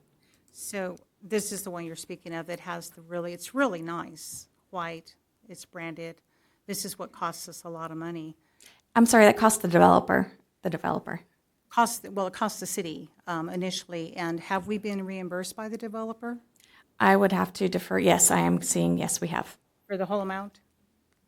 Thank you. But this is the one that costs a lot of money, and it was, I think that it was a big concern in regards to this, and I just want to get it out there. The biggest concern was that the company that we used, they spent 39 hours, almost 40 hours, I believe, in researching this. That's not correct. That's incorrect information. It's not researching. As I just stated, the original order was delayed, so it was multiple places that the team had to go to obtain, and our consultant verified how difficult it is. Our consultant Placeworks that was working on this project verified how difficult it is to locate 2 terabyte size flash drives. So everything was justifiable. Everything was worked with staff and the multiple consultants, including the developer. And as I reported when you first requested information on this, that this was a fully reimbursable by the developer and developer requested. Right, but we put the money out first. But I was asking because the terabytes you speak above was larger than we needed for what the information is that's on here. The developer requested 2 terabytes. They gave the specifications. And I wasn't incorrect when I said that it's 34.5 hours total for the research for this company. And it's in the invoices. 1013, it took 5 people to research working on secured quotes for branded flash drives. And one person, it took us at $200 an hour at 12 hours and a half. The second person working on flash drives, getting quotes for flash drives, 5 people getting quotes for the same flash drive, 5 people securing. And the reason I bring this up is because there has been a tremendous amount of phone calls, concerns by our residents, and they have a right to know why we were spending so much and why this company's invoice doesn't make any sense when we have 5 people working on the same thing. And the one person that made total sense on this invoice said, just go to the local Best Buy stores and key tag them from Walmart. And so I just think that the residents have a right to know what took us so long, why this company, in my opinion, spent so much time on getting these flash drives. It just doesn't make sense, and we shouldn't have to. I would never recommend going with this company again, because we have somebody that's saying that on 1014 they're organizing or they're working on the flash drives. On the same day, they're saying organized and sent over the quotes for the flash drives. And then the other person saying, one person saying that they delivered the flash drives on, let's say, the 13th, but on the 14th, the other person saying that they're still working on flash drives. If they're already being delivered, why are they still working on flash drives the next day? This invoice that was provided to us does not add up. It does not make sense. And this is a concern that I've had and many residents. And so I would like to get a fuller report than what you provided to break this down so that we understand what we were getting from this company. Yes, BNSF asked for it, from what we just heard tonight, but this is not an acceptable way of doing business from this company to charge us this much money for these flash drives. And I would like to get it on an agenda. I would hope that this council would like to be transparent with our residents so that we can get a better breakdown and understanding of what happened with the cost of these flash drives and how it all played out. So I hope that somebody on this council would like to be transparent with the concerns of the residents. If so, I'm going to ask for a second for this to be put on another agenda. Ever the request to speak? Are you done? Yeah, so if I don't get a second, I'm sure there'll be more questions. We're not going to let this one go away. I don't believe the report we received was transparent enough to explain to us what happened, even though it's fully reimbursable. Thank you. Thank you, Councilor Rose. Councilor Williams? I'm a little confused when you said we won't let this go. So I guess you're talking about you and the residents. But I'm going to tell you this. The requirements were given by the project. The check is in. It's been paid for. Your tax dollars were not used. Initially it was used only because that's the agreement between that project and the city of Barstow. We do what we're told.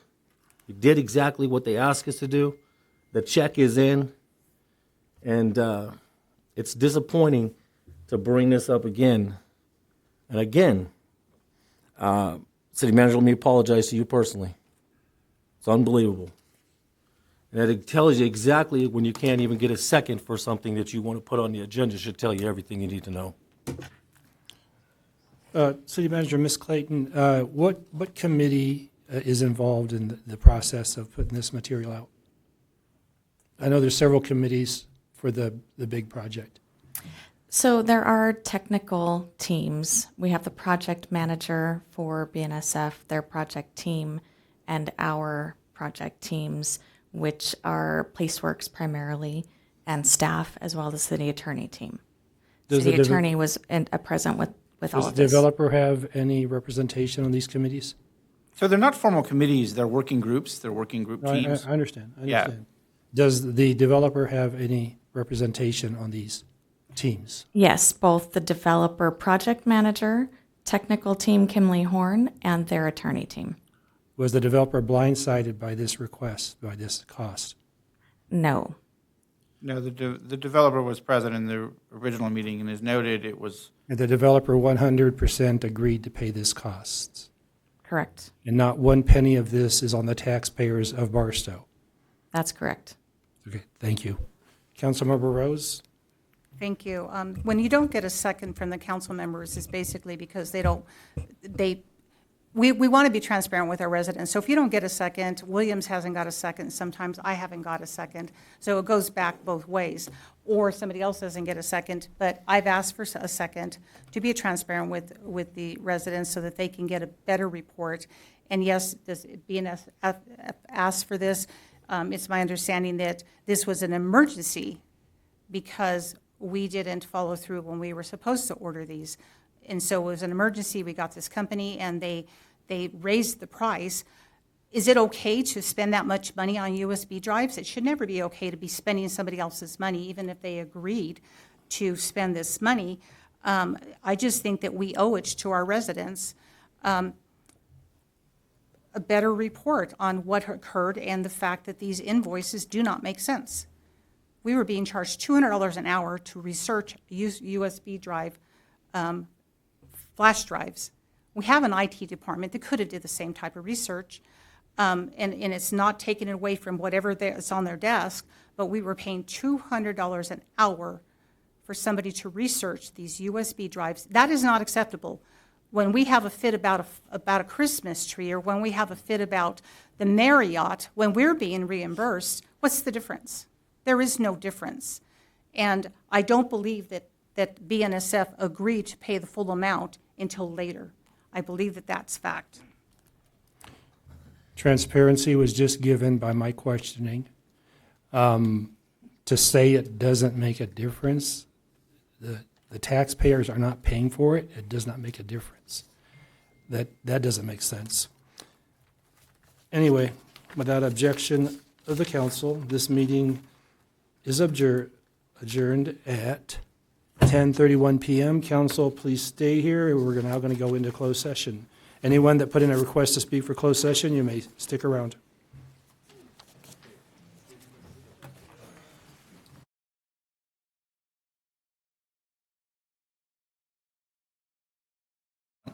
does anybody want to speak could have spoken then?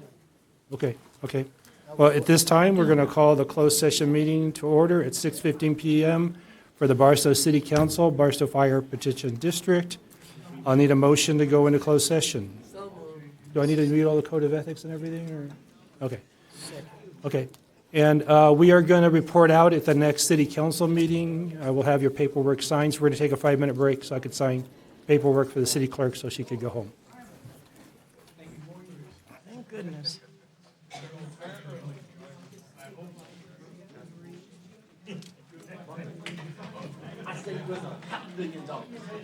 $500,000. What are we gonna do?